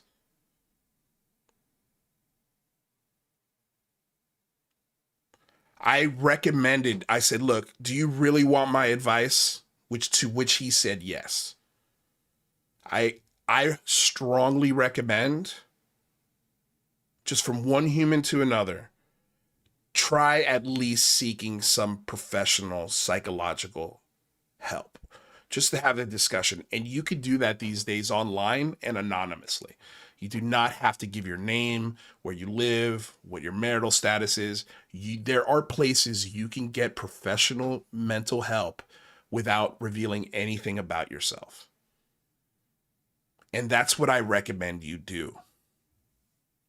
Because I simply asked him, I'm like, when was the last time you've had one of these voices or moments like I see here on this channel? He would refuse to answer that. That's when I gave him the advice. His response was 4 or 5 voice memos and messages about his experience and how grounded he is and how level-headed he is. But he sure as hell doesn't sound like that on the voice messages. And if now what I'm seeing is matching what I'm hearing, he's not okay.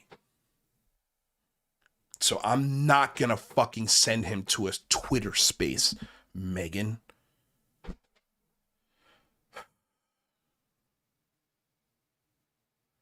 It's absolutely appalling. But let's see what our buddy Mike has to say after all of that. Failure to acknowledge the artificial environment we exist where the evidence is withheld is the problem. So if you keep just saying evidence, I don't see it, and then you don't talk about why you don't see it, then you are the idiot. You are literally making yourself look like a clown. And I don't know how to explain that any other way. I So can't I'm imagine an idiot. he's... So now I'm an idiot and I'm making myself look like a clown. He wasn't even there in the conversation. This is based off of what you said.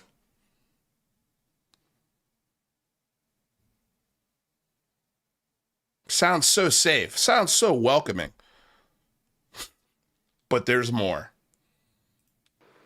He's keeping the only way he keeps an audience is through yelling. I don't think his discussions never really get that deep into the topic for me. Maybe it does for other people, but he just I really showed up, tried to talk to him about the topic, right? And it didn't seem like he was really prepared to have that conversation, or any conversation, to be honest. But anyways, I've yet to see him have a really deep conversation about this topic, and I'm just I don't know. How long can you keep this bullshit up where you don't know anything about it, but you keep interacting with everybody? I don't know anything about it, but yet I had the largest grassroots UAP event ever. I garnered the attention of all of your favorite researchers. But I don't know anything. Yeah, he's probably right. And yelling at them. Yeah, that has been mostly my experience, is that he just hasn't really done the research for the things that we're talking about. I just really haven't done the research. A person who has no fucking clue what I've done in this community. 0. And has not done her research on me. And has definitely not done her fucking research on Mike. But keep doing 15 hours of these Twitter spaces, Megan. I'm sure it'll lead to the answers you're looking for. About, and then he'll make claims, but that's all the UFO Twitter skeptics, right? everybody on this freaking platform that's a skeptic has like half, like a third of their information fucking shit wrong. Like I've seen Jay, what's his name, Project Unity, tweet out that Jay Sands is a 20 and back guy. You know, this is like said and done, you know, already taken care of. And here's Project Unity with I don't know how many followers he has. Listen to this. Tweeting He out goes from me to Project Unity, literally in one rant. And listen to why he hates Project Unity. Just listen to the reasoning.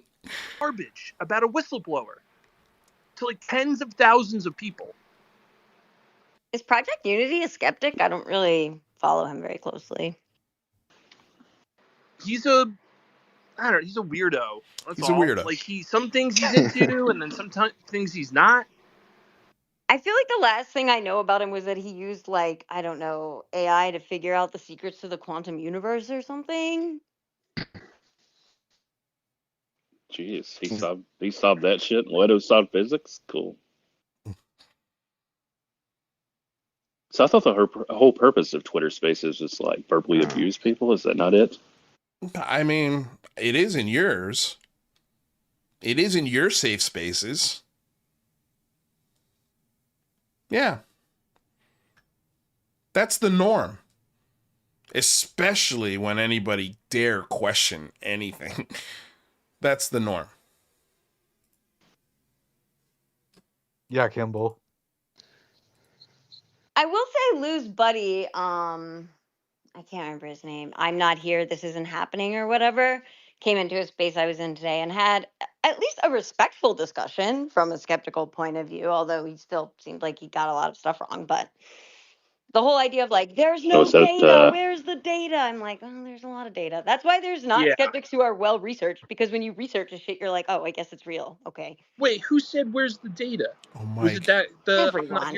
Everyone does. Everyone. Yeah, he did. Everyone does. Gee, I wonder why everyone says that. I wonder why. I wonder why collective reality goes, where's the data? Oh, I guess you're the only people in the fucking planet that understand it. You're the only people in the world that can read between the lines, huh? It's fucking comical.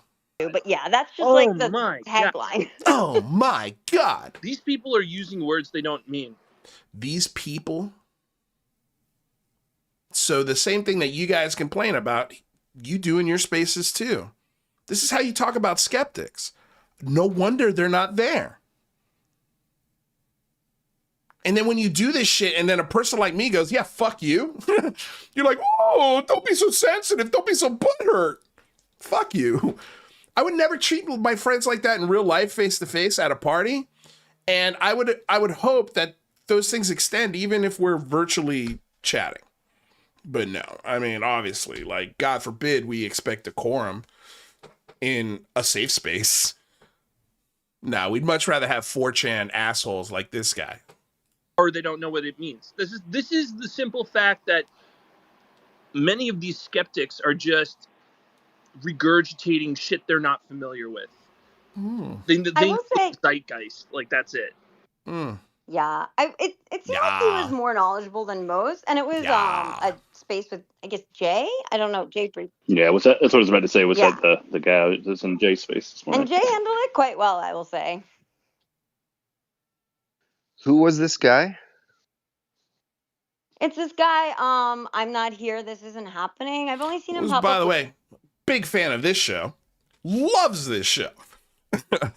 Hates your spaces. And hates all the other shows out there. But he makes sense because he's got, what, a British voice? He's saying the exact same thing I am. Like, literally.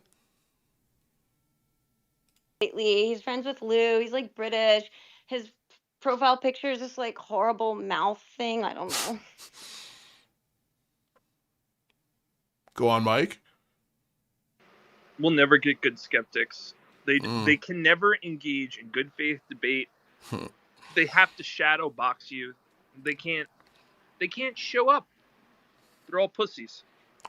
They're all pussies. Again, have I ever called a group of people pussies?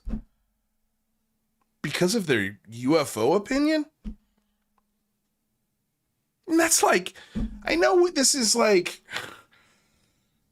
we just brush that off. It's okay when you guys do it, but when I do it, nowhere near the same as that little example right there. I've never done that to somebody.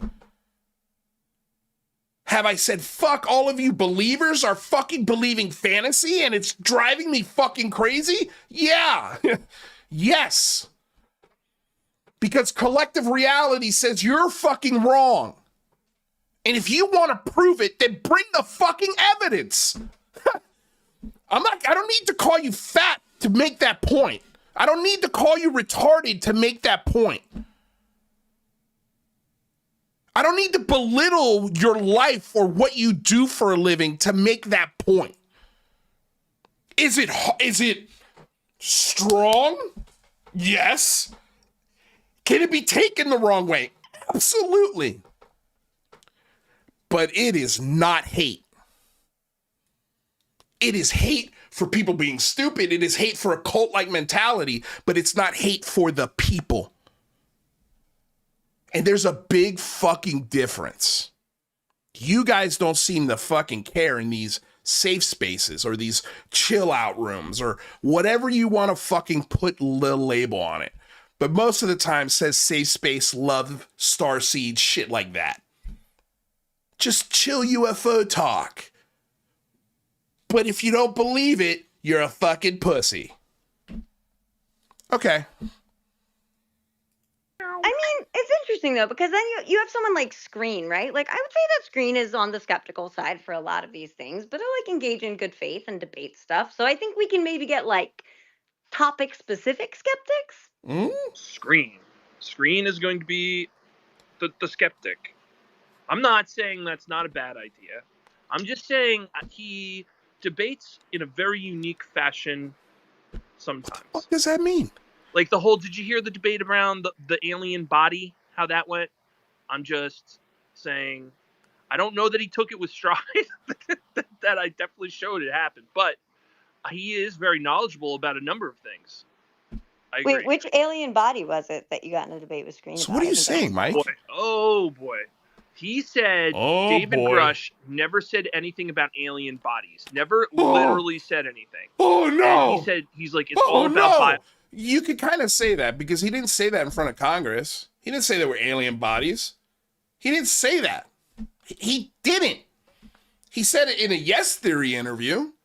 He said it in front of News Nation with Ross Kolfdick. But he has not said that in a forum that actually matters. Why? Because he's not a real whistleblower. There, I said it.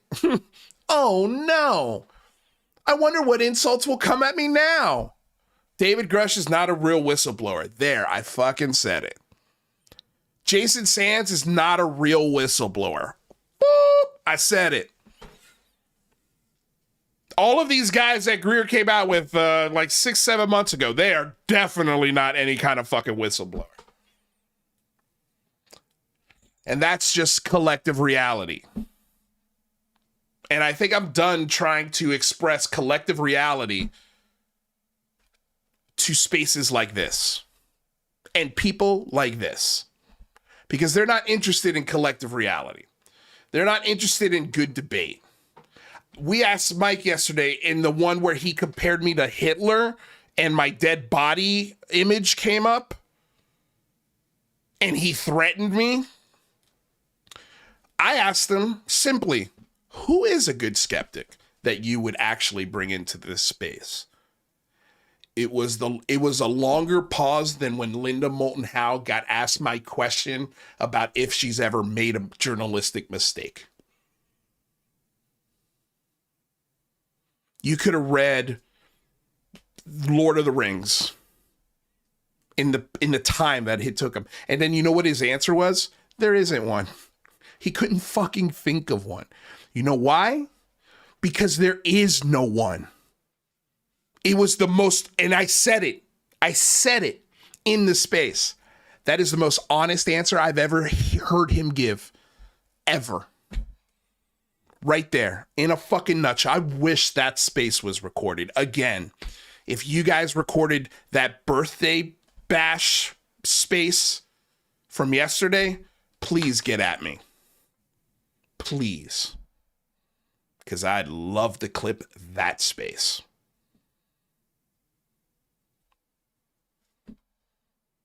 Biologics. And I agree, David Grush said that, but there is an interview where he did say, yes, we have bodies. Like, I don't want to say that was literally what he said, but like the question was, do we have bodies? Yes. I think he actually literally... You think? You think? Or you know, dickhead. And that's what Mike does. He thinks and he knows. He thinks and he knows all at the same fucking time. He's allowed to live in two paradigms at once. He's allowed to say any hateful shit anytime he wants. He's allowed to make memes of your wife or your girlfriend or your kids in front of a gangbang anytime he wants. Hell, he'll even put them in a Chinese sweatshop with a fucking German phrase, "Work will set you free," from the Nazi camps in Auschwitz. That's okay, right? That's cool. But when I come in here and poo-poo the things you're saying with logic and facts, I'm the enemy. Here's the last thing I want to talk about. We got about 10 minutes left. And this was honestly a fucking Hail Mary at the last fucking second.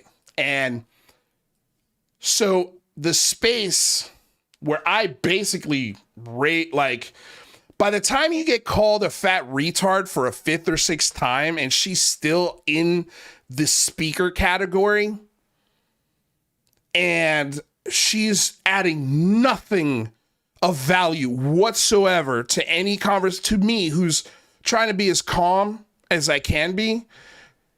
And these spaces are always so tense for me because everyone in there is gunning for me. Everyone. And when I get spoken to like that, they actually like it. They approve it with their silence of it. And it's not like it happens once. This happens every fucking space. Every single one. But the best part is that Full Stack Logan, who we don't agree. I was listening anonymously after I left because I wanted to see what people would say to somebody calling me a fat retard. And guess what? It was a lot of chuckles and met with not that big a deal. Now, I got a message from someone saying, oh, we took her out of the speaker thing when you left. Too fucking late. It's too late at that point. And if you don't understand that,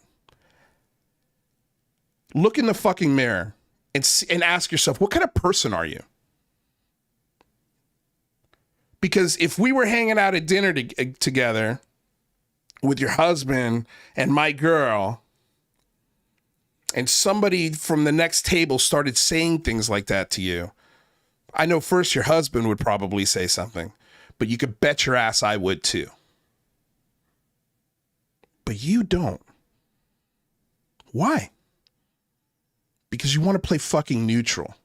You're doing the dance that I've seen so many ufologists in this fucking field do. You want to know why I could see that dance?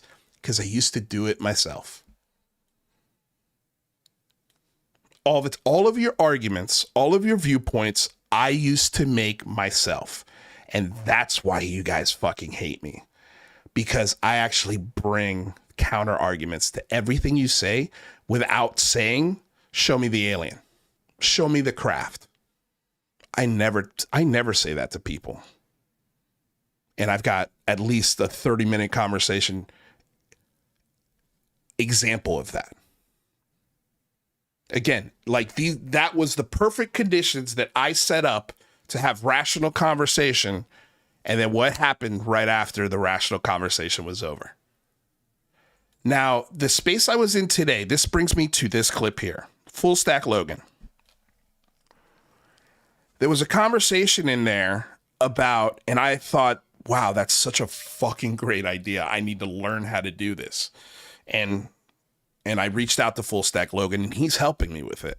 He's teaching me, it's apparently pretty simple for first looks. I'll learn more over the weekend.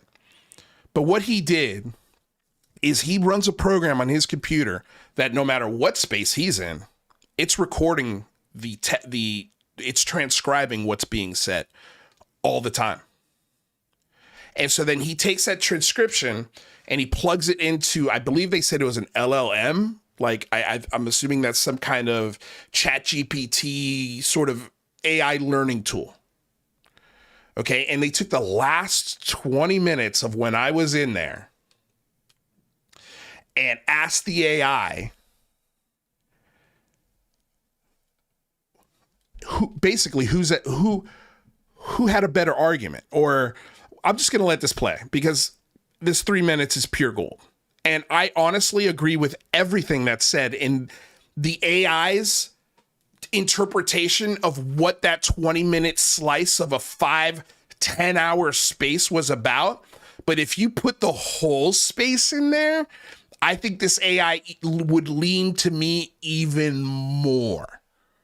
And I also think that this AI, it is literally the perfect referee going forward for determining what happened in a space and having a neutral party analyze everything that's said and then coming back with that presentation of what it found when it mined this conversation.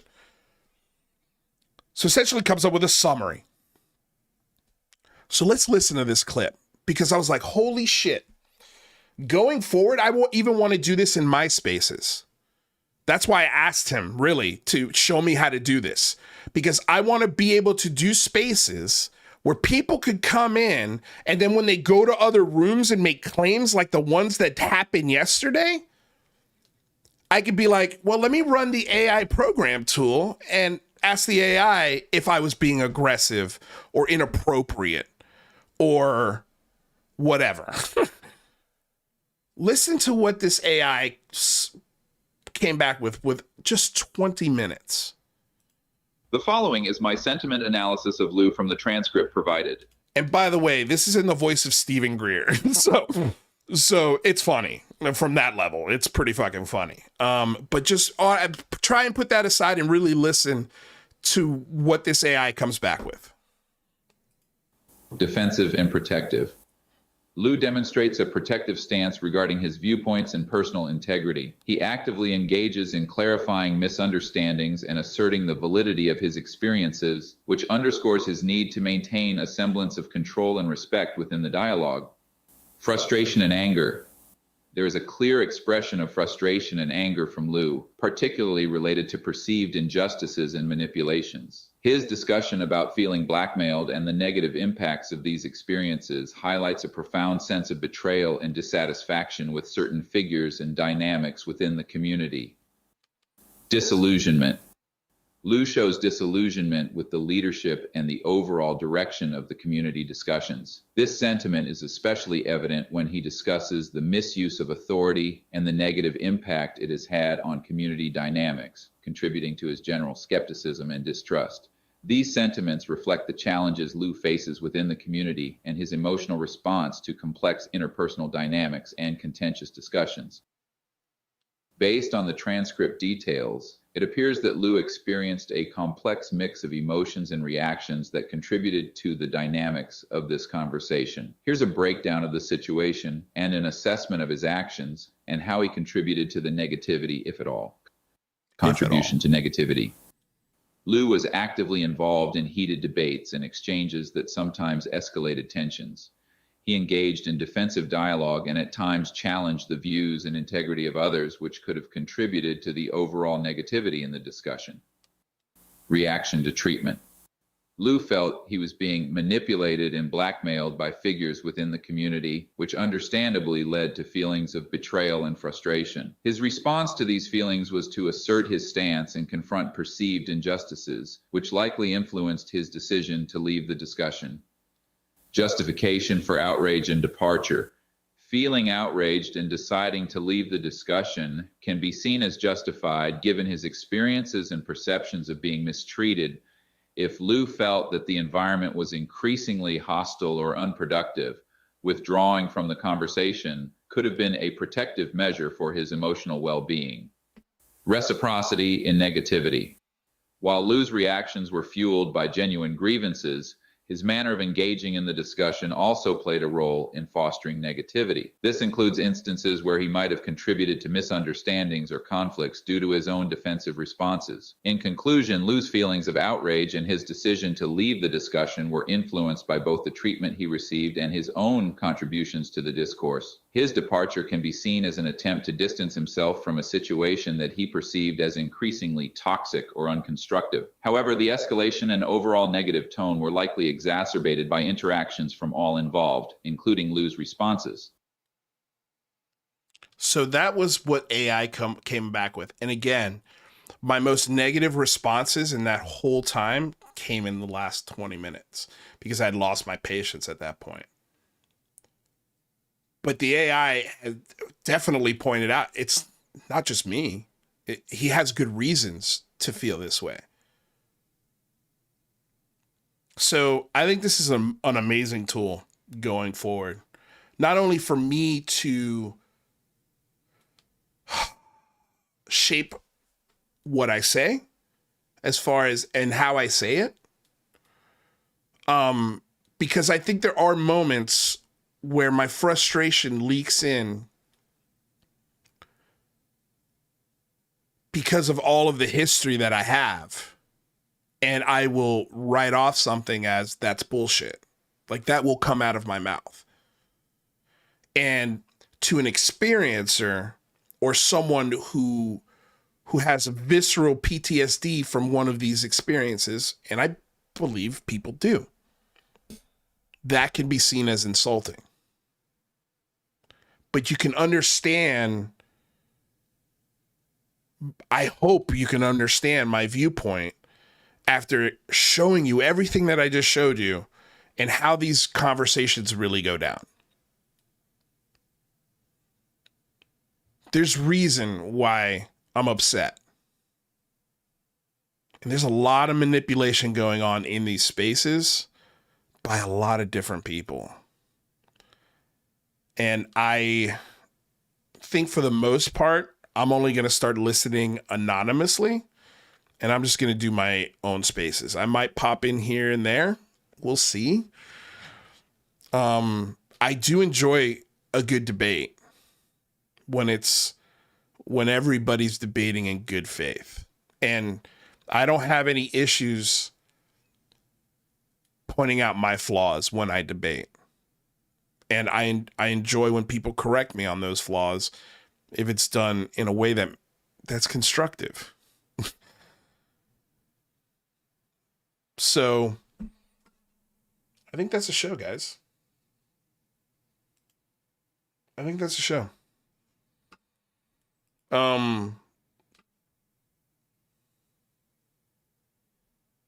Actually, it's not the show. I've got one more thing to talk about. It's not even really to talk about. It's just, I can't wait for this to come out, and I wanted to just play it on the show. Oh boy. Flint Dibble. Maybe I actually have two more things to talk about. Okay, where is this? Okay, actually, there's a couple more things to talk about. No, I'm not going to do it. It's too long. Maybe next week. I'm not going to do that.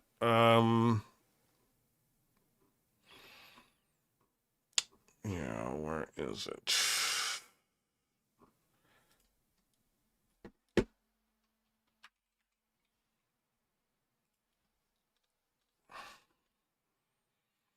So, I did bookmark it. Anyway, this is the new little teaser trailer from Stephen Greenstreet, who has recently had an interview with Dr. Sean Kirkpatrick, the former director of the Pentagon's UFO office, and it will premiere Wednesday, May 8th. So we'll have something to talk about in that space with Matt Riot, including the book that he's bringing. So let's check this out.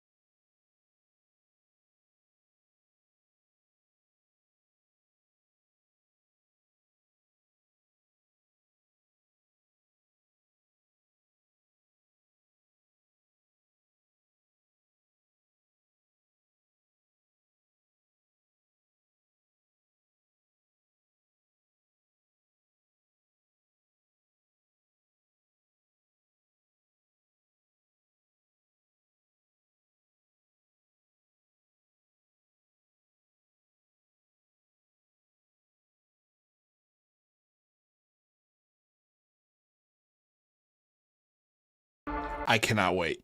I've got goosebumps. Where have we heard those things before? Oh, yeah. For the last 2 years here. And I probably wouldn't be screaming it if I saw the community actually responding to it. But the way they respond to it is just very strange. Harassment, hatred, stalking, finding your family members. UAP Mike, Sawan, King Milkfart, uplifting tweets, Panda, Tupa. You guys have all been slinging this kind of shit at each other. This is going to close in on itself at some point. And of course, I think there are a lot of parts of this that are way more responsible and should be punished infinitely more. But when you hear a former Pentagon official say shit like that, I would think somebody's doing investigations on who these people are that are doing these things. It might make you ask yourself, why are people deleting their accounts? Uplifting tweets. UAP Mike. Actually, I kind of want to share a message that I had with uplifting tweets right before he deleted his account. And what's weird is it stayed in my phone. It won't show up on my computer. But let me see here. I've got it right here. So the other night, I got a message, or I got tagged in a person that goes by the name of UFO PSYOP Legal Issues. And this again, like it's always, take this with a grain of salt, because I don't know who the fuck these people are. But the events after I made this aware to some of these people was strange. So one of the bigger rumors floating around is that Fettuccine Split and Jeremy Corbell defamed the reputation of someone in the midst of UAP whistleblower process. This person will allege severe financial harms of $5 million plus. Corbell does have deep pockets. Hashtag UFO Twitter, UAPX, and then they write underneath that, this is right up your alley, Lou Angeles. So Fettuccine and I were on speaking terms. So I reached out. Why not? Let's see what's up. So I sent them the link and I said, hey, these guys tagged me in this and I wanted to run it by you first to get your viewpoint. And he writes, the fuck? Question mark? And I go, I know you're at the very least friendly with Corbell. This sounds extreme even for you. He writes back, he's my friend, and that post reads like some weird RPK shit. Kind of does. I don't even know how you defame someone for $5 million. I'll hit you up soon. I literally woke up in the middle of the night to piss and saw your message, and that's true. I sent this to him at like 10 p.m. Pacific. I write back, no worries. I figured you were sleeping. I'm surprised you answered. And then he deleted his account.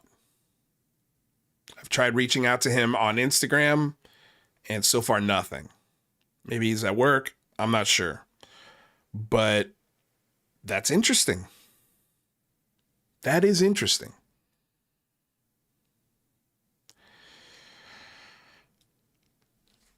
People are going to get in trouble for this, and you laughed at me when I said it over a year ago. You're not going to be laughing when they take your ass away in handcuffs. I promise you. And again, if anybody has a recording of that space last night where UAP Mike threatened me, please, again, email me, bigeasylu@gmail.com, or you can DM me at Lou Angeles on Twitter, because I'm dying to get a hold of that recording. Because if you think this one was bad, this one wasn't even that bad. It wasn't terrible. This was just more to show the things they say, the tactics that they do, the false pretenses that they set up for people coming into into the community as this is safe. This is a place you can connect. This is warm and fuzzy for you. We promise. And then it's not. Especially if they say anything that questions the echo chamber. So I wanted to definitely play that. And I also, one other thing I wanted to talk about, because this to me is big. And it's something that's flying under the radar big time. And this is something that Tupacabra pointed out to John Greenwald. And again, like trying to understand the minutia of these things, sometimes like I don't understand what's happening here. I really don't. Other than Gary is communicating, or not Gary, is it Gary? Let's take a look at these tweets. So, well, let me take a look at what Tuba says first. The serial harasser uplifting tweets was feeding Gary Nolan bullshit stories about people in order to prevent Nolan from talking to undesirables. And I bet you that's why I got a block from Gary Nolan before I ever spoke to him. I bet you it was UAP Mike or uplifting tweets that got to Gary Nolan and said, be careful of this guy. Because they saw that I was shifting. They saw it coming for a while. Well, it wasn't even, again, like my show was as down the middle as I could be. I tried to take the topic seriously, but not ourselves seriously. That was literally the slogan of the show. And it was weird when Gary Nolan blocked me. I had said nothing but nice things to him. I was trying to get him to come on the show. I was a big, big fan of Gary Nolan at the time. And then he just blocked me for no reason at all. I have a feeling it was probably because of conversations like this. He then directed Gary to King Milkfart to get more fake dirt on the hate group's targets. So actually, because these aren't very big for you guys, I took some screenshots, I think, of this.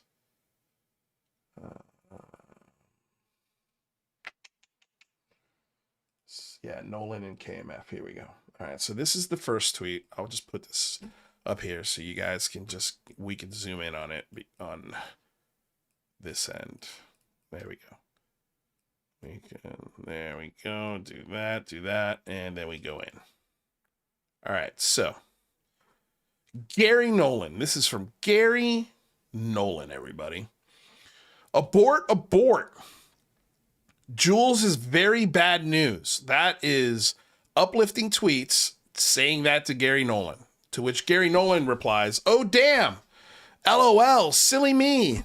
Why?" He writes, he goes on to write, "He's been on me for a while to come get into his space. I happen to have a few minutes, so I thought I would.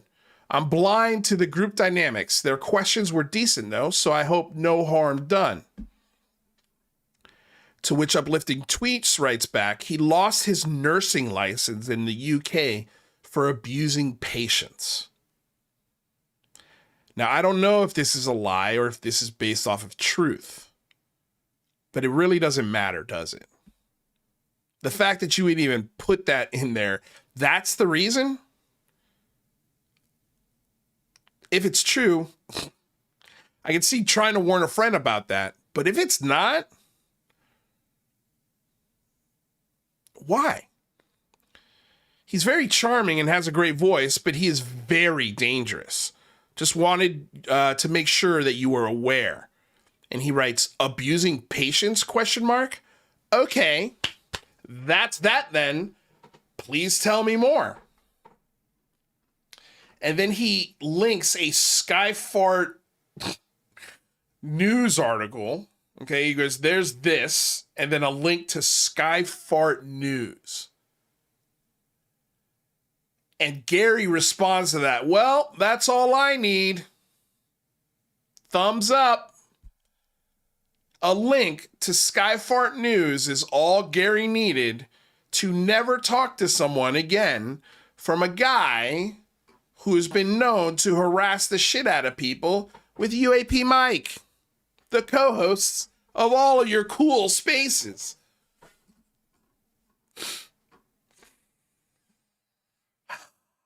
To which he replies, that all came out about a year ago.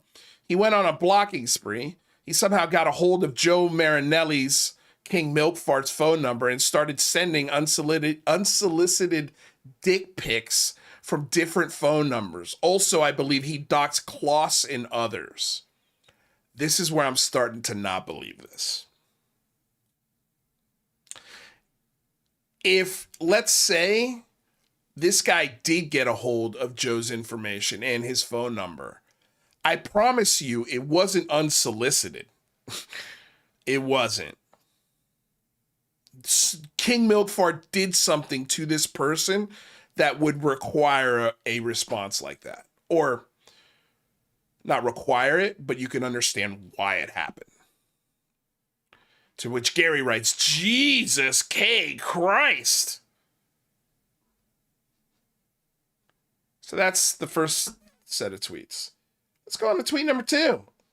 DM number 2, shall we?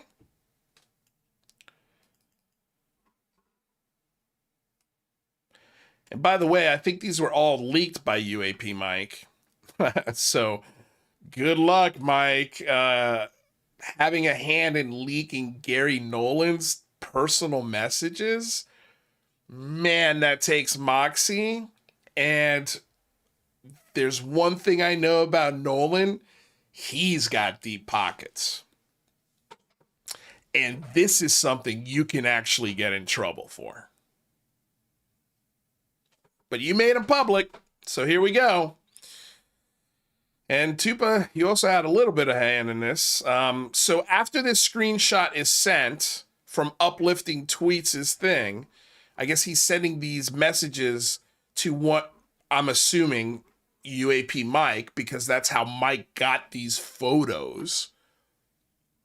So I would also assume that Mike had a hand in making sure Gary knew this information. So this is not just Uplifting Tweets, this is Mike and Uplifting Tweets.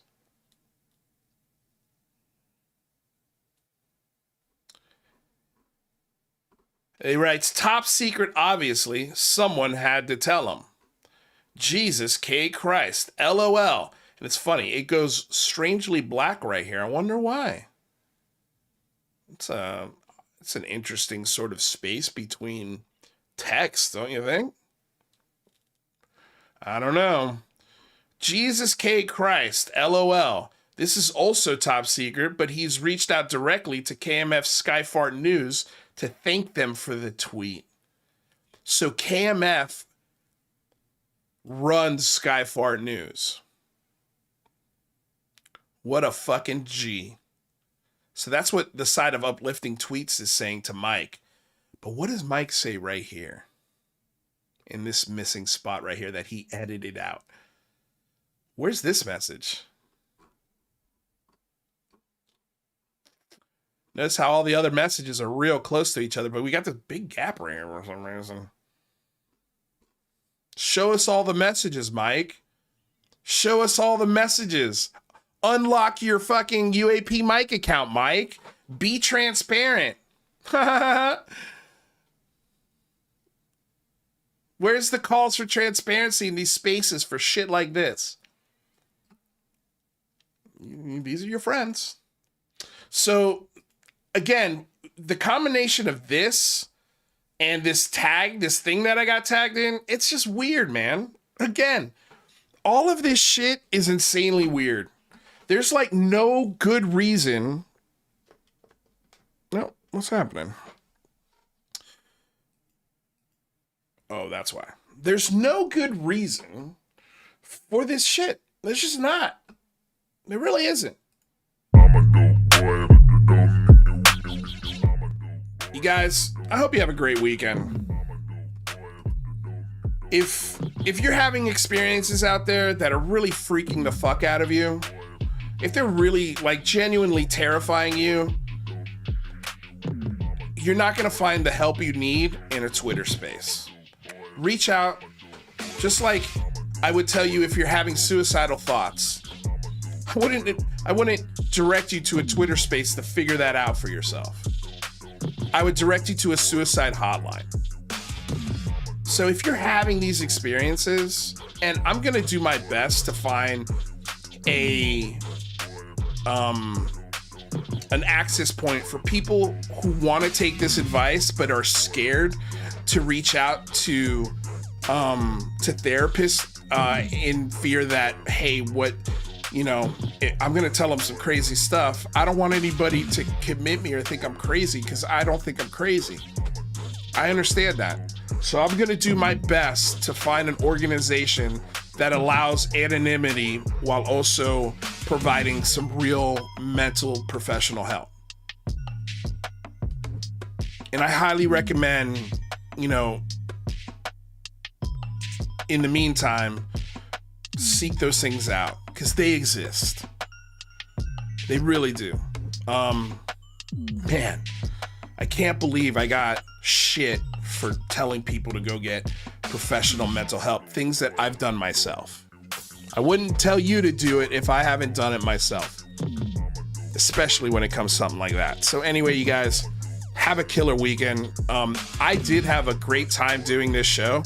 This was a good old-fashioned kind of research show. And, there was a lot of fear and a lot of speculation about how this show was going to go down. And I hope I exceeded those expectations as far as, or at least calmed. I don't know. I don't really care. I don't. You know why? Because you guys don't care about me. Like, you don't. This is what I saw. This is how I experienced your spaces, and that is what it is. That's the collective reality. So please, if you enjoyed the show, please don't forget to smack the like, share, subscribe button, ring the bell. That way you're notified every time we go live, which is Mondays and Fridays from 3 to 5 p.m. Pacific Daylight Time, Pacific Standard Time, whichever one we're in. And if you want to support us with the almighty dollar, of course, we've got Patreon links in the description below. We've got our YouTube membership. There are a lot of ways to financially support this show. And again, all of this stuff takes time. So if you enjoy stuff like this, please consider supporting us financially. And if you can't, that's okay too. Like, share, subscribe, and a bell will suffice. With all of that, thank you guys so much for embarking on this journey of discovery together. Stay curious, stay skeptical, and thank you for helping me raise the bar here on Lou Reviews. Have a great weekend, guys. Love you all. Peace out.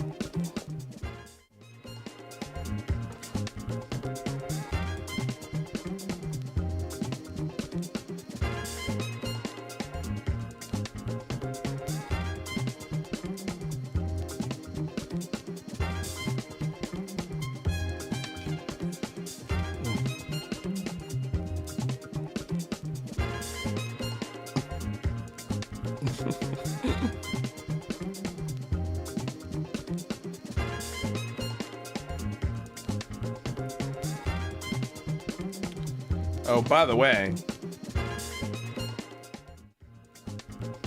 I painted this. True story. Have a great weekend.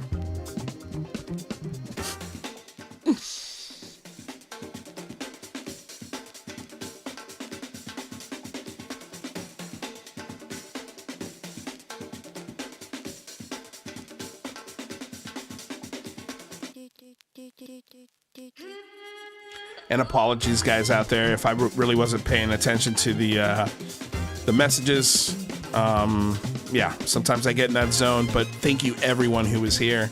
Wes, even you, Coin Exchange, Zach Hyde, my awesome mod, Art and Paranormal, 75 YBA, Breeder Syndicate, UFO Jane, I saw you. Thank you so damn much for being here. I love you so much. Complizier, Thor Panku, Matt Danger, Sparky Pilot. If you're here, you hate me here, you love me, just thanks for being here. Mind Frequencies, thank you for being here. UFO Shane, man, thank you, man. Thank you for being here. Go check out his space, guys. Like, I hope he's not drunk. If he is, maybe you might want to leave, but if he's going there with a sober head, he's a fun listen, man. And honestly, he really just needs as many virtual hugs, but also as many real hugs in life. And I talked to him last night, and guess what? He's coming with me. He is coming with me. UFO Shane is coming with me. So I got your back, buddy.